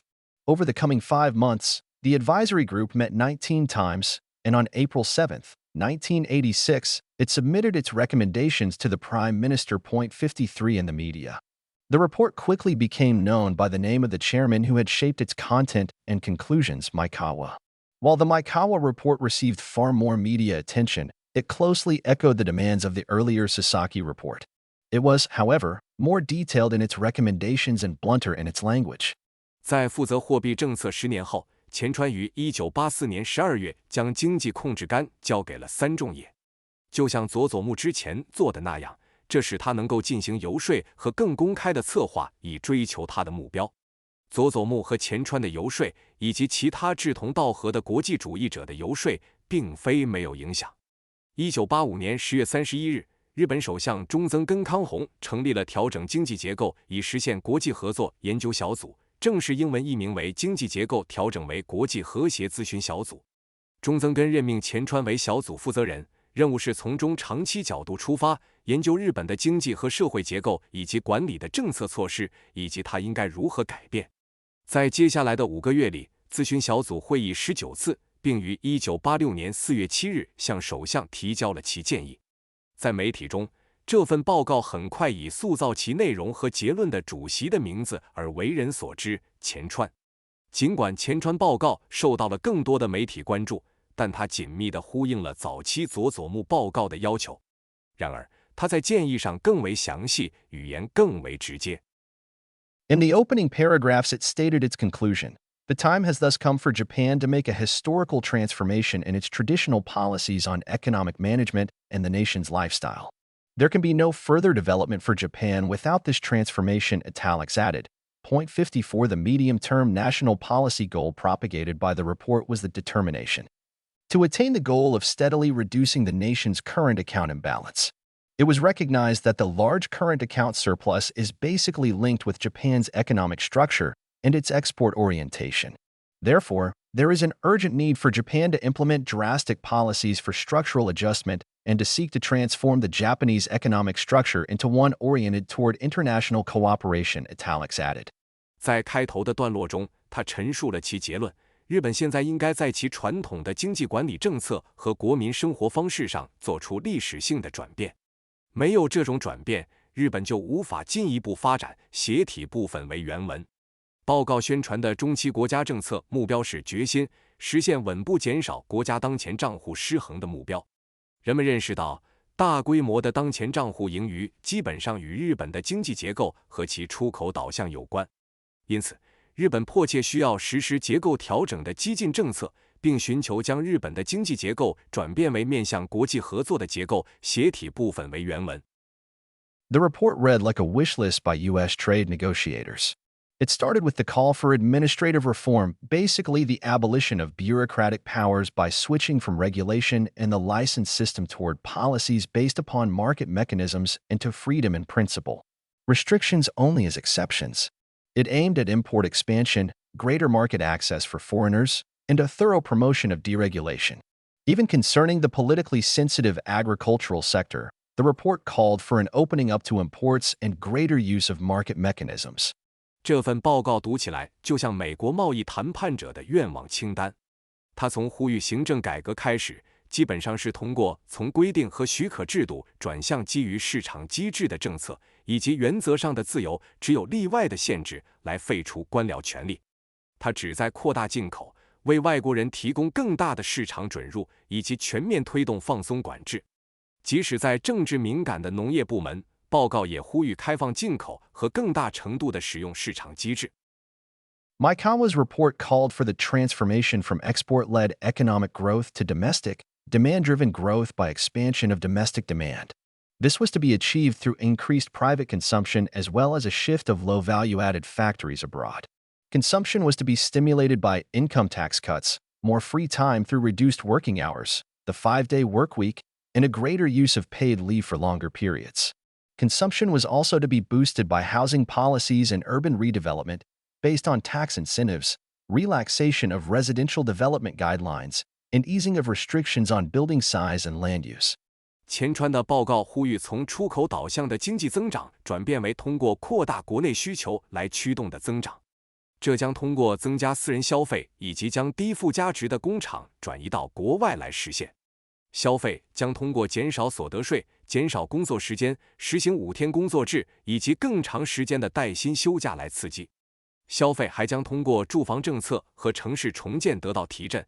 这些政策基于税收激励、放宽住宅开发指南以及放宽对建筑规模和土地使用的限制。In order to encourage imports of manufacturing goods, Japan should streamline its distribution mechanism and review the various restrictions pertaining to distribution and sales. It also called for the government to deal harshly with unfair or exclusive trading practices, promote the liberalization and internationalization of the nation's financial and capital markets, and internationalize the use of the yen. 为了鼓励制造业商品的进口，日本应该简化其分销机制，并审查与分销和销售相关的各种限制。同时，呼吁政府严厉处理不公平或独占的交易行为，推动国家金融和资本市场的自由化和国际化，并推动日元的国际化使用。Prince Mino recruited for Maikawa report. 职业亲王被招募参与钱川报告。In short, the goal was a transformation of the entire body politic, the abolition of the war economy system, and the introduction of a U.S.-style free market economy. In the words of the report, it is imperative that every effort be made for attainment of this national goal. And the group thus very much hopes that the government will make every effort to implement these recommendations with the full understanding and support of the entire nation, italics added. 简而言之，目标是整个政体的转型，废除战时经济体系，并引入美式自由市场经济。报告中写道，为了实现这个国家目标，必须尽一切努力。小组非常希望政府能够在全国人民的全面理解和支持下，尽一切努力实施这些建议，协体部分已添加。Maikawa's advisory group recruited the ruling prince, Deputy Governor Mino, as a member, while some of those members who uttered dissent, such as the highly respected economist Isamu Miyazaki, were relieved of duties. 55 In May 1987, a new, updated Maikawa report was announced. This report had been expanded from 11 pages to 41 and basically reiterated the points of the first report, but included a much more detailed set of concrete changes that Japan should undertake. Moreover, it included some estimates how the economy was expected to shift away from the agricultural and manufacturing sectors toward the knowledge and service industries. Intriguingly, it also set a timetable for the completion of its goals. The knowledge and service industries, for instance, were expected to account for 32% of GDP in the year 2000, up from 25% in 1985. It also presented calculations on the number of jobs that would be created thanks to deregulation in the new sectors. A third version of the report was announced in June 1988. It was entitled The New Economic Plan, The Japan That Lives Together with the World. 前川的顾问小组招募了执政的职野亲王、副行长作为成员，而一些发表异议的成员，如备受尊敬的经济学家宫崎勇，被解除了职务。1987年5月，更新的前川报告公布。这份报告从11页扩展到41页。基本上重申了第一份报告的观点，但包括了日本应该进行的更详细的具体改变。更有趣的是，它还设定了完成目标的时间表，例如，预计知识和服务行业将在2000年占 GDP 的 32%， 比1985年的 25% 有所提高。他还提出了由于新行业的放松管制将创造的就业机会数量的计算。第3版报告于1988年6月公布，题为《新经济计划》。与世界共生的日本。The explicit timetable of achieving set targets for a structural transformation of Japan by the year 2000 was further emphasized by the unofficial name of the Maikawa reports. Since their publication, the set of Maikawa reports had been known inside the Bank of Japan simply as the 10-year plan. 56.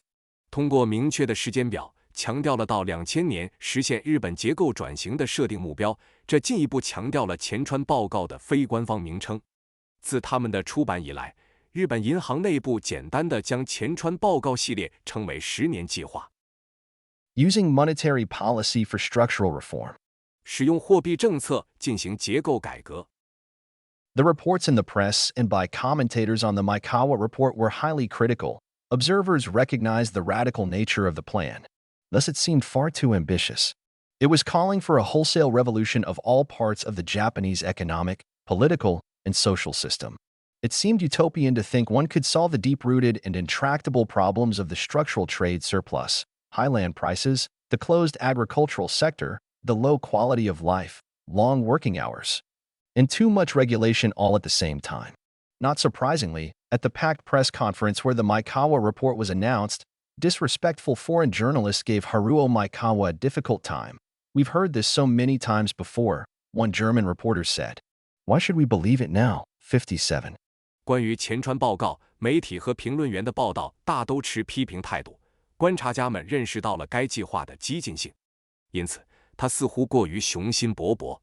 他呼吁对日本经济、政治和社会系统的所有部分进行全面革命，要解决结构性贸易顺差、高地价、封闭的农业部门、生活质量低、工作时间长以及过度监管等根深蒂固和棘手的问题，一次性全部解决，似乎是乌托邦式的想法。不出所料，在前川报告发布的新闻发布会上，人头攒动、不尊重的外国记者让前川春夫颇为为难。我们已经听过这么多次了，一位德国记者说：“我们为什么现在要相信他？” 57 Although the plan was fairly clear about what was wanted, it was embarrassingly silent about how the proponents were going to go about achieving those lofty goals. The only statement it contained about how to reach these goals was this: in the implementation of these recommendations, fiscal and monetary policy has a significant part to play, italics added.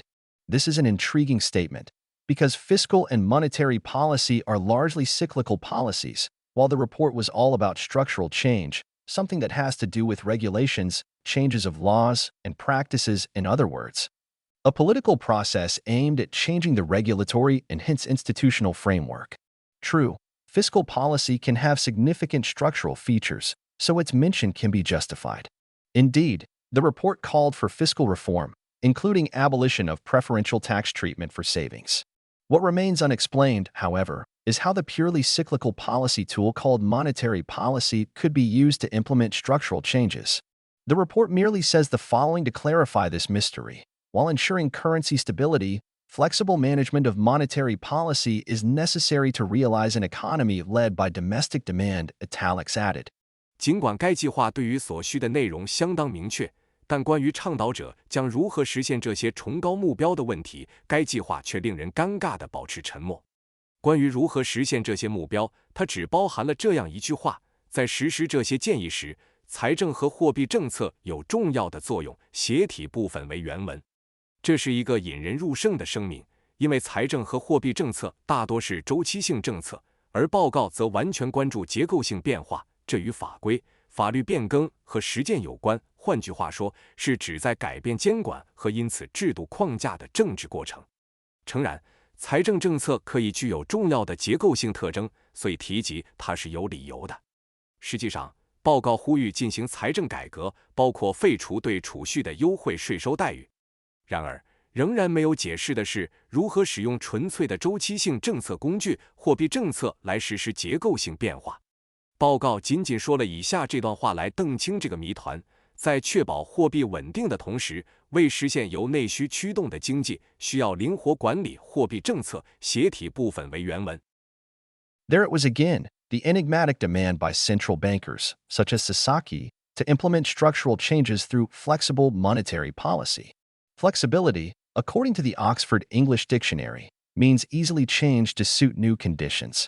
The timescale envisaged by the report was long, but with an immediate start, since the process of reforming the economic structure and improving the basic character of our economy is a long-term one. Efforts to this end should be made continuously and form a long-term perspective. However, relevant policy must be initiated as soon as possible, italics added. 这又是一次中央银行家如佐佐木要求通过灵活的货币政策实施结构性变化。根据牛津英语词典，灵活性意味着易于适应新的条件。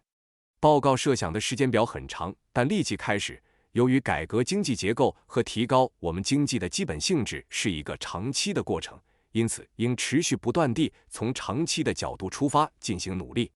然而，相关政策必须尽快启动。斜体部分为原文。The round of the 12th. 第12轮。This raises two questions. Just what is the relevant form of flexible monetary policy that would further the structural transformation envisaged in the Maikawa report? Second, how could Maikawa hope to implement whatever this relevant flexible monetary policy was, considering he was out of power as governor? We begin by assessing the second issue. Did Maikawa have any influence over monetary policy?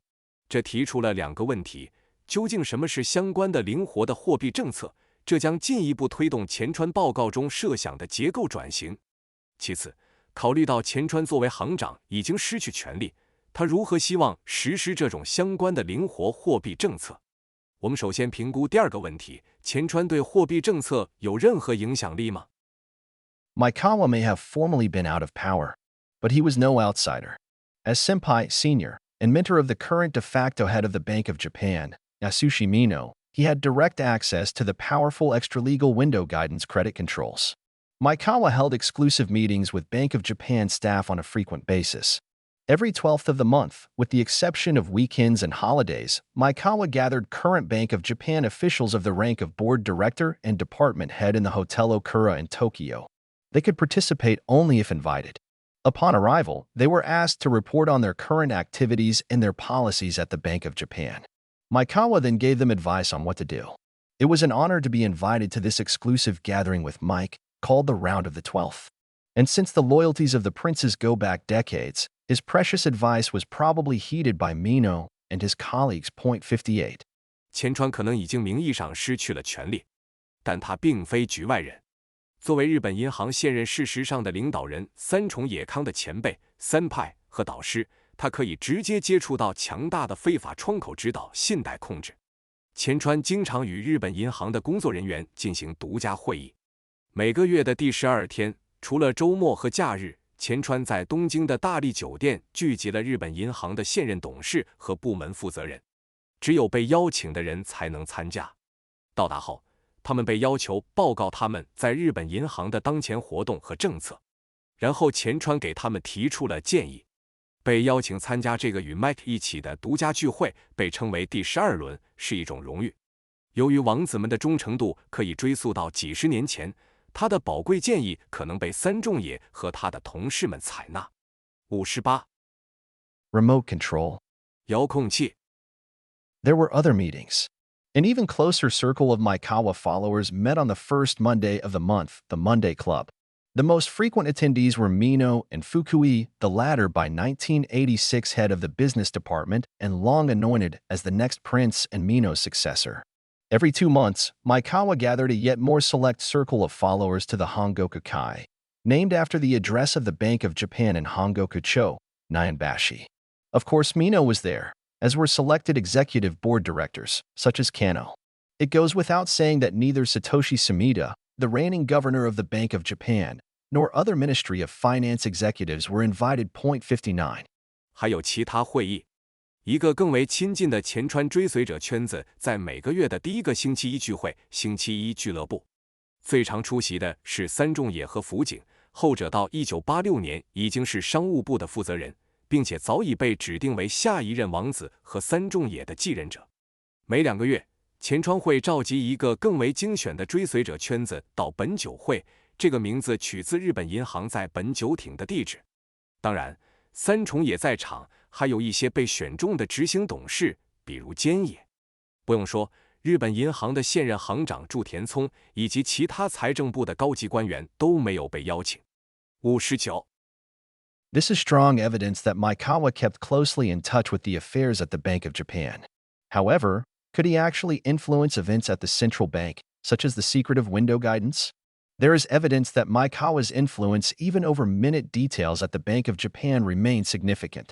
His power over his juniors and followers extended to personnel decisions, since it was Maikawa who basically decided into which companies the BOJ bureaucrats, once retired from the Bank of Japan, would parachute for their amicutary jobs. One of the most important, if not the most important personnel decision, since the pay structure at Japanese bureaucracies is such that payoff time arrives when a retirement job is taken. The following facts were provided by an investigative journalist of the Nikkei Financial Daily, Akira Oka, who had been executive director at the Bank of Japan, had just been made deputy governor of the Japan Development Bank. But Maikawa was looking to appoint a loyal follower to fill the post of president of the Tokyo Bay Road Company. Point 60, so he asked Oka to resign from his new post at the Japan Development Bank, JDB, to take this job. Once you have reached a position like yours, you can't just decide about your life on your own, Maikawa had told Oka. So, having been told this, I had no choice, reflected Oka later. Point 61, by having power to allocate the plum retirement jobs, Maikawa was in a strong position vis-a-vis his juniors at the central bank. 这强烈证明前川与日本银行的事务保持了密切的联系。然而，他是否真的能影响到中央银行的事务，比如秘密的窗口指导呢？有证据表明，前川对日本银行的微小细节的影响力仍然很大。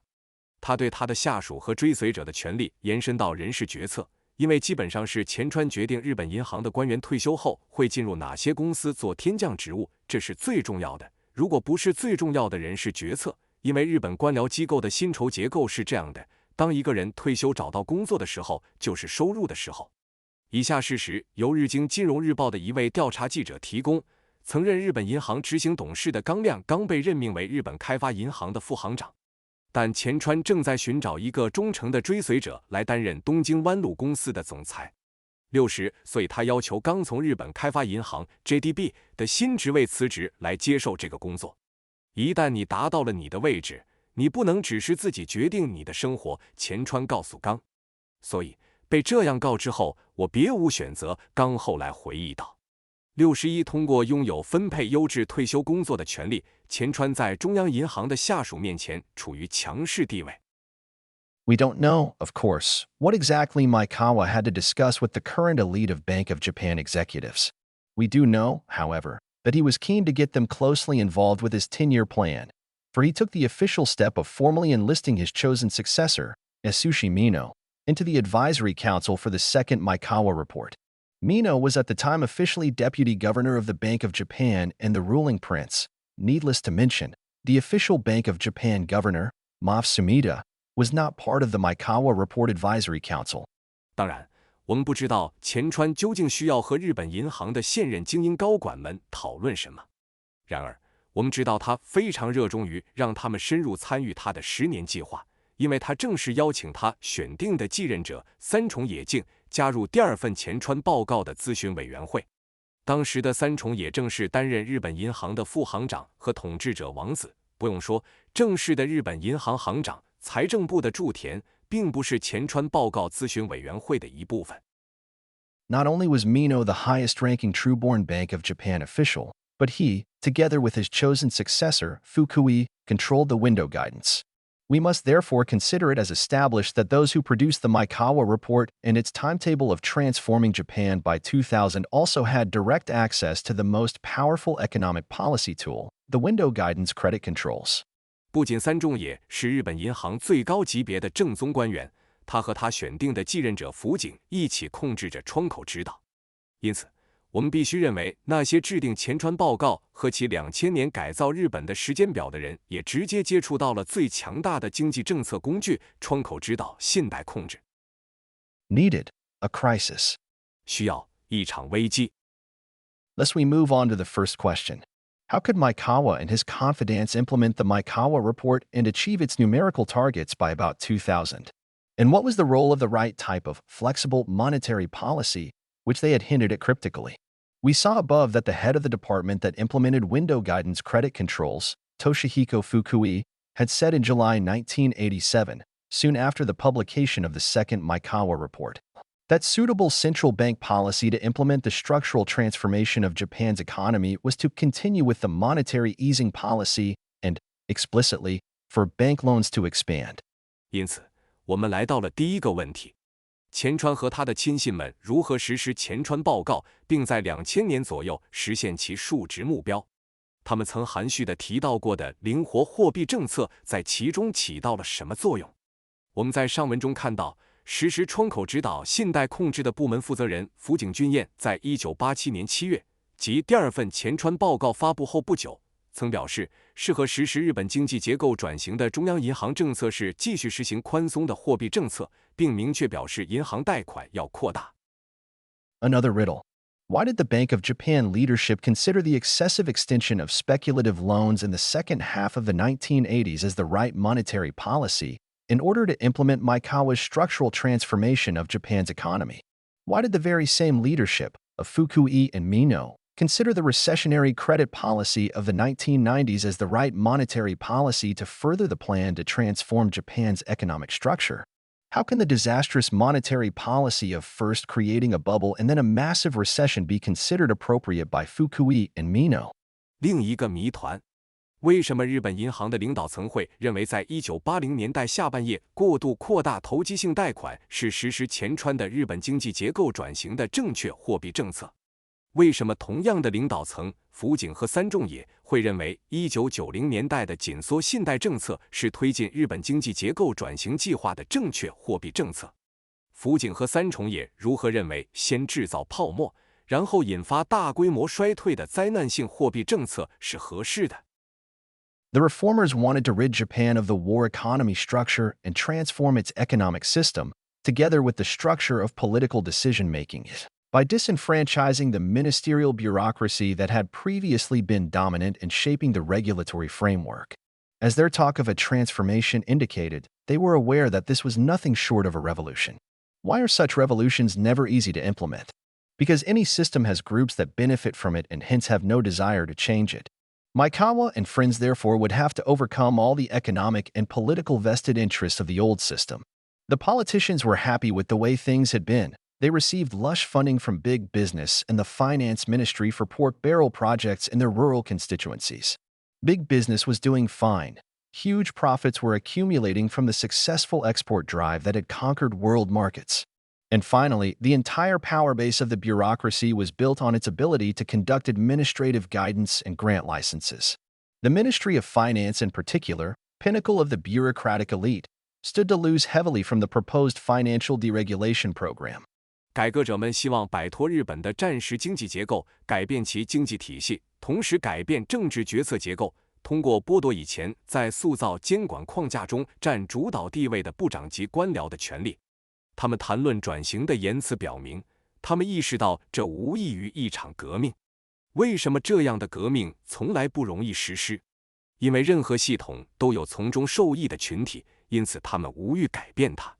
前川和他的朋友们因此必须克服旧体系的所有经济和政治既得利益。政客们对事情的发展感到满意，他们从大企业和财政部那里获得了丰厚的资金，用于在他们的农村选区进行猪肉桶项目。大企业运行得很好，从成功的出口驱动中积累了巨大的利润，这已经征服了世界市场。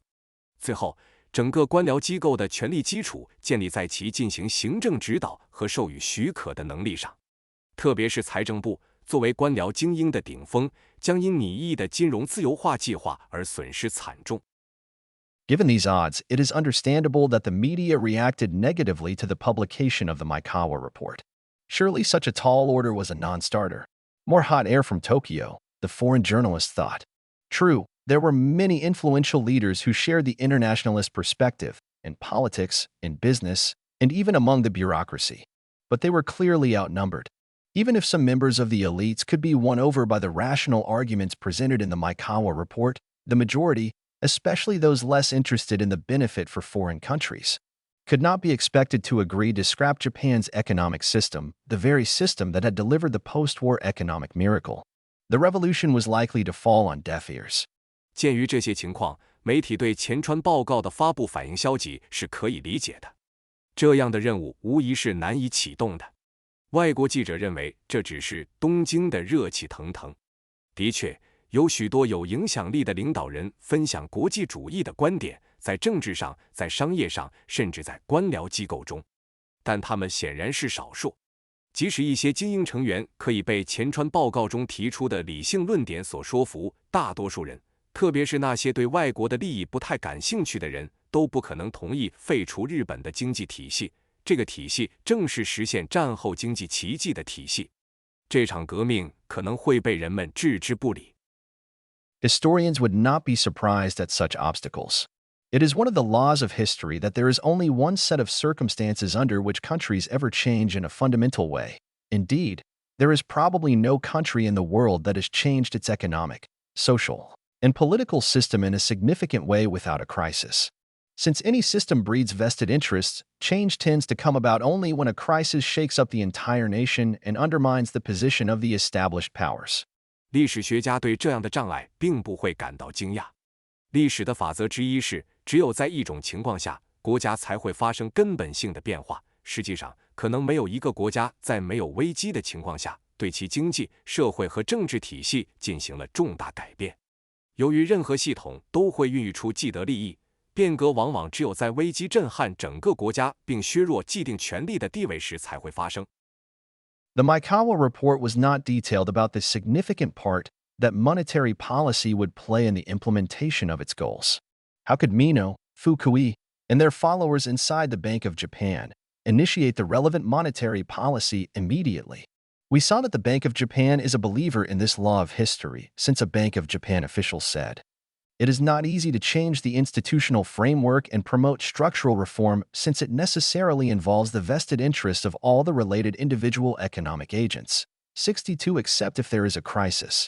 前川报告并未详细说明货币政策在实现其目标中将发挥的重要作用。三重野辅警及其在日本银行内的追随者如何立即启动相关的货币政策。我们看到，日本银行是这个历史法则的信奉者，因为一位日本银行官员说，改变制度框架和推动结构改革并不容易，因为它必然涉及到所有相关个体经济主体的既得利益，除非有危机。Is this where central bankers can be helpful? In 1993, when the recession had already started, triggered by window guidance, Mino pointed out that thanks to this recession, everyone was becoming conscious of the need to implement such transformation, as the Maikawa report had envisaged.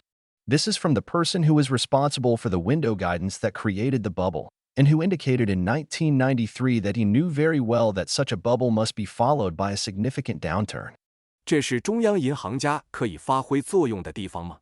在1993年，当经济衰退已经开始由窗口指导引发时，三重也指出，由于这次衰退，每个人都开始意识到需要实施这样的转变，正如前川报告所设想的。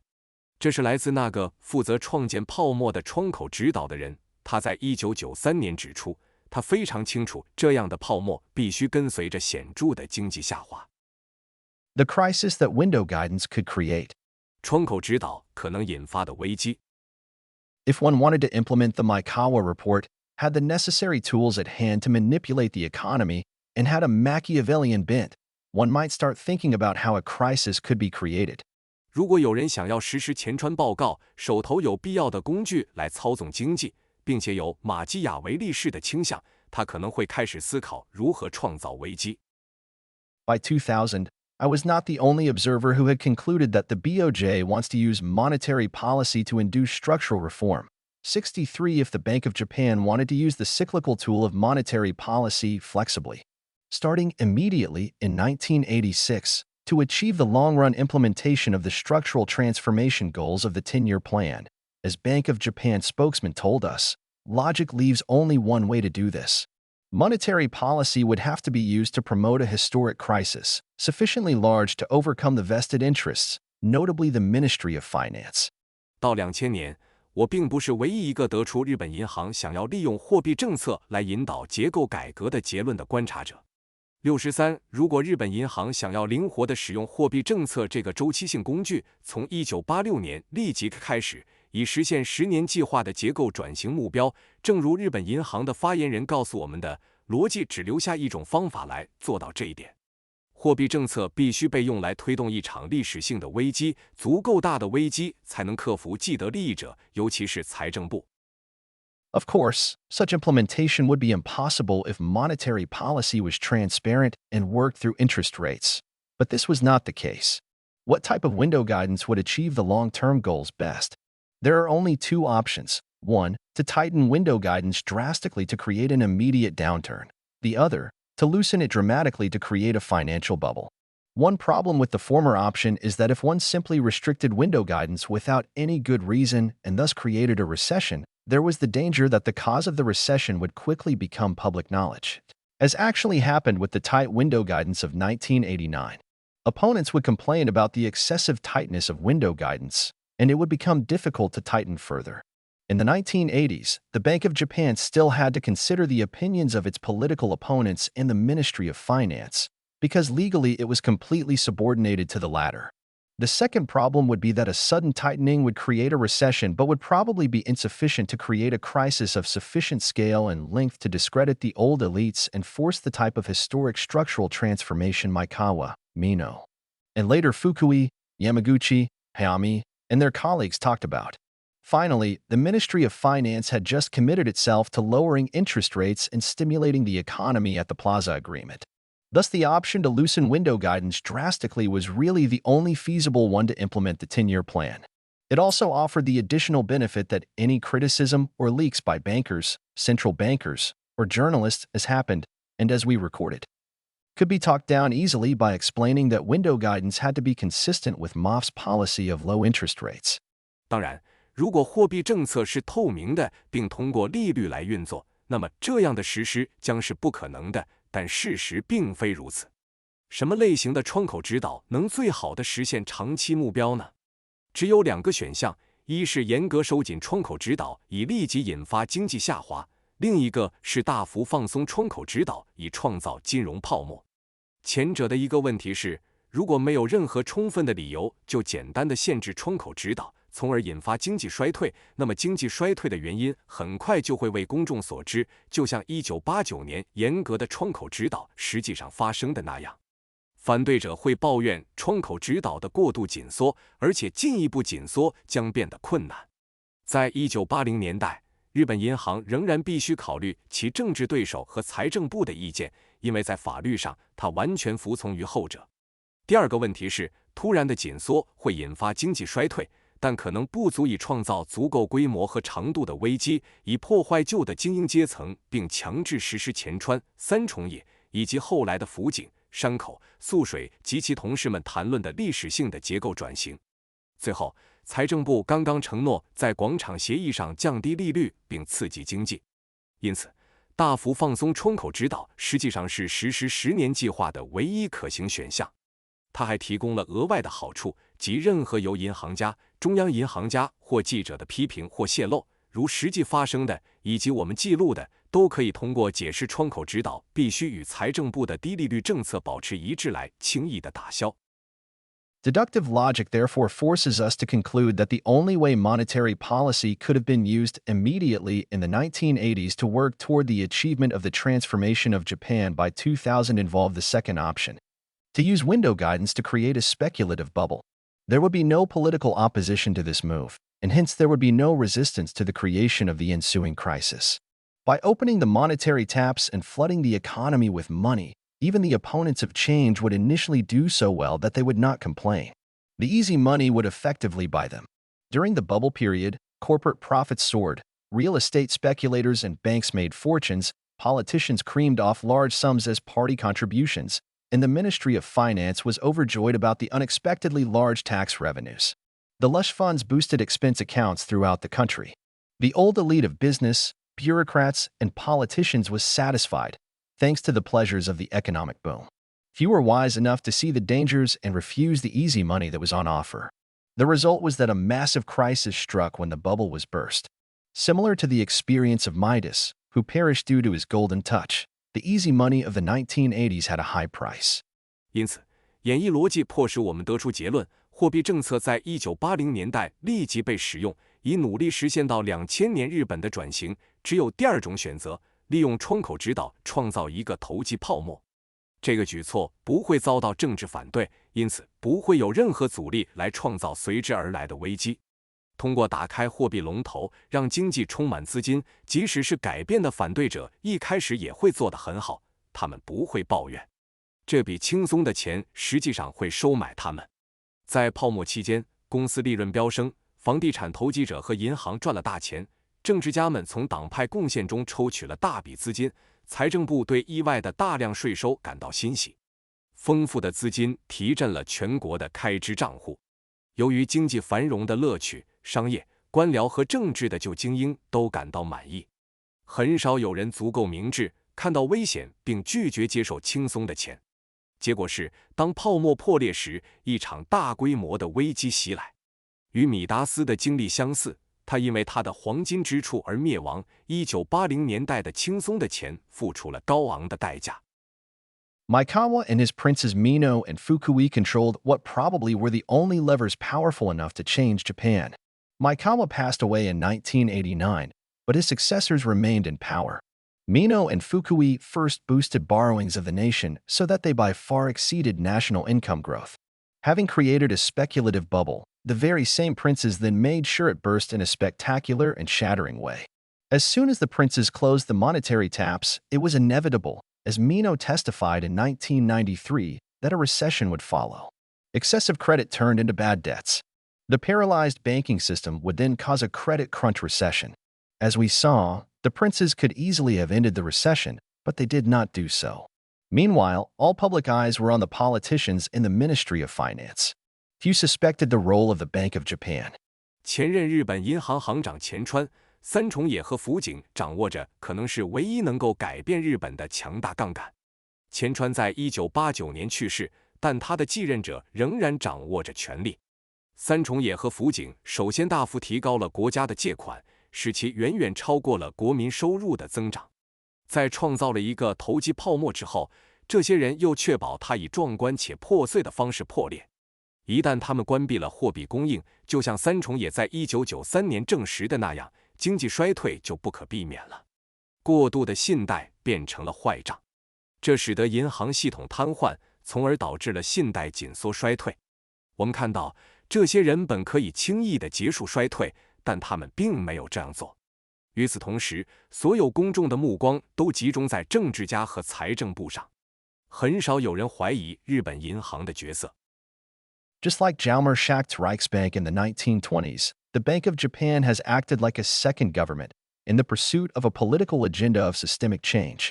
就像1920年代的西亚尔马·沙赫特的德国国家银行一样，日本银行在追求系统性变革的政治议程中扮演了第二政府的角色。External motives. 外部动机。There is additional information on the motivation of the princes. The goals pursued by the princes were virtually identical with the goals demanded by the United States. American pressure on Japan to change its system mounted from the late 1970s onward. First, the United States made its demands known in negotiations with Japan. In a long string of meetings and agreements, from the yen-dollar talks in the early 1980s to the structural impediments initiative toward the decade's end, the United States demanded that Japan change its economic structure in order to open up its economy for foreign imports and to introduce an economic system that is nominally modeled on the free market principle, as in America. The princes had always relied on direct intervention in the credit markets in order to manipulate the economy. Their continued use of window guidance credit allocation even in the 1980s shows that they very much believed in the power of bureaucratic intervention and guidance of the economy. Yet, since the 1980s, they also seem to be in favor of deregulation, liberalization, and an abandoning of direct intervention in the economy. 关于这些人的动机，还有额外的信息。他们追求的目标与美国要求的目标几乎完全一致。从1970年代末开始，美国对日本改变其体制的压力日益增加。首先，美国在与日本的谈判中提出了其要求。在一系列的会议和协议中，从1980年代初的日元美元谈判到10年末的结构性障碍倡议，美国要求日本改变其经济结构，以开放其经济，以接纳外国进口，并引入一个名义上以自由市场原则为模型的经济系统，就像美国一样。这些人一直依赖于直接干预信贷市场以操纵经济。他们在1980年代仍然使用窗口指导信贷分配，这表明他们非常相信官僚干预和指导经济的力量。然而，自1980年代以来，他们似乎也赞成放松管制、自由化，并放弃直接干预经济。The close match between the 10-year plan and the demands by the United States on Japan may be pure coincidence. We do know that Prince Akimada had been selected by the U.S. occupation and had close friends in the United States. His senior, credit controller Araki, moved from being a suspected war criminal straight to the post of Japanese ambassador to the United States. They, in turn, handpicked their successors early, thus establishing deep loyalty. 10年计划与美国对日本的要求之间的紧密匹配可能纯属巧合。我们知道，市场控制者士丸已经被美国占领军选中，并在美国有亲密的朋友。他的前辈信贷控制者荒木从被怀疑的战犯直接晋升为日本驻美国大使。他们反过来提前挑选了他们的继任者，从而建立了深厚的忠诚。While the post-war policy of the United States switched in the early post-war era to maintaining the mobilized war economy system, this had changed by the early 1980s. The costs to the United States of the successful war economy system were appreciating, so the United States gave the go-ahead for Japan to change. This was no secret and was widely publicized at the time of the first yen-dollar talks. That was when Sasaki published his first plans for changing Japan.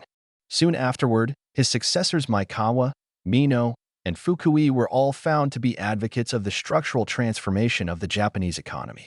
Some have been more outspoken in public and some less so, but since the 1980s they have all been keen to dismantle the war economy and open up Japan to the United States and the world. 虽然美国的战后政策在战后初期转向维持动员战争经济体系，但到了1980年代初，这种情况已经改变。成功的战争经济体系对美国的成本正在增加。因此，美国给了日本改变的绿灯。这并不是秘密，而是在第一次日元美元谈判时广为宣传。那时候，佐佐木发布了他改变日本的第一个计划。不久之后，他的继任者前川、三重野和福井都被发现是日本经济结构转型的倡导者。有些人在公开场合更直言不讳，有些人则较少，但自1980年代以来，他们都渴望拆除战争经济，并向美国和世界开放日本。The prosecution rests its case. 检控方已经结束了其陈述。What we have established is that Fukui, Mino, and their colleagues were not insane, and that they were aware of the consequences of their actions when they created the bubble of the 1980s and when they prolonged the recession of the 1990s. Moreover, we have established that they had a widely publicized motive, and given that motive, their behavior could be explained as a rational course of action, indeed, the only one consistent with achieving their goals. In law, the judge or the jury would now look at the evidence and testimonials, deliberate, and announce the verdict. But Mino, Fukui, and their colleagues are not in court. They are still at large. Their successors are in power. Indeed, today, as Prime Minister Junichiro Koizumi has adopted the Bank of Japan's structural reform agenda as government policy, Toshihiko Fukui is a member of the government's Financial System Council, while also being an advisor of Goldman Sachs, and, despite political resistance against him, remained a leading candidate to become central bank governor in March 2003. 我们已经证明了福井、三重野及其同事并非疯狂，他们在创造1980年代的泡沫以及延长1990年代的衰退时，都清楚自己行为的后果。此外，我们还证明了他们有一个被广泛宣传的动机，鉴于这个动机，他们的行为可以被解释为一种理性的行动方式。实际上，这是唯一与实现他们目标相一致的行动。在法律上，法官或陪审团现在会查看证据和证词，进行审议，然后宣布裁决。但是，福井、三重野及其同事并未出现在法庭上，他们仍然在逍遥法外。他们的继任者掌握着权力。事实上，今天，随着小泉纯一郎首相将日本银行的结构改革议程作为政府政策，福井俊彦已经成为政府金融系统委员会的一员，同时也是高盛的顾问。尽管他遭到了政治上的反对，但他仍然是2003年3月成为中央银行行长的主要候选人。In 1998, the Bank of Japan became legally more powerful and is now virtually unaccountable. As a public institution, the Bank of Japan has responded to the raising of these issues with silence or misinformation. For instance, it still claims in public that window guidance was meaningless during the 1980s. Despite this book becoming a bestseller in Japan and being widely discussed, the Bank of Japan has not raised any objections in public to its arguments. 1998年，日本银行在法律上变得更加强大，现在几乎无人可以问责。作为一个公共机构，日本银行对这些问题的提出保持沉默或误导。例如，他仍然公开声称，在1980年代，窗口指导是无意义的。尽管这本书在日本成为了畅销书，并被广泛讨论，但日本银行并未对其论点在公开场合提出任何反驳。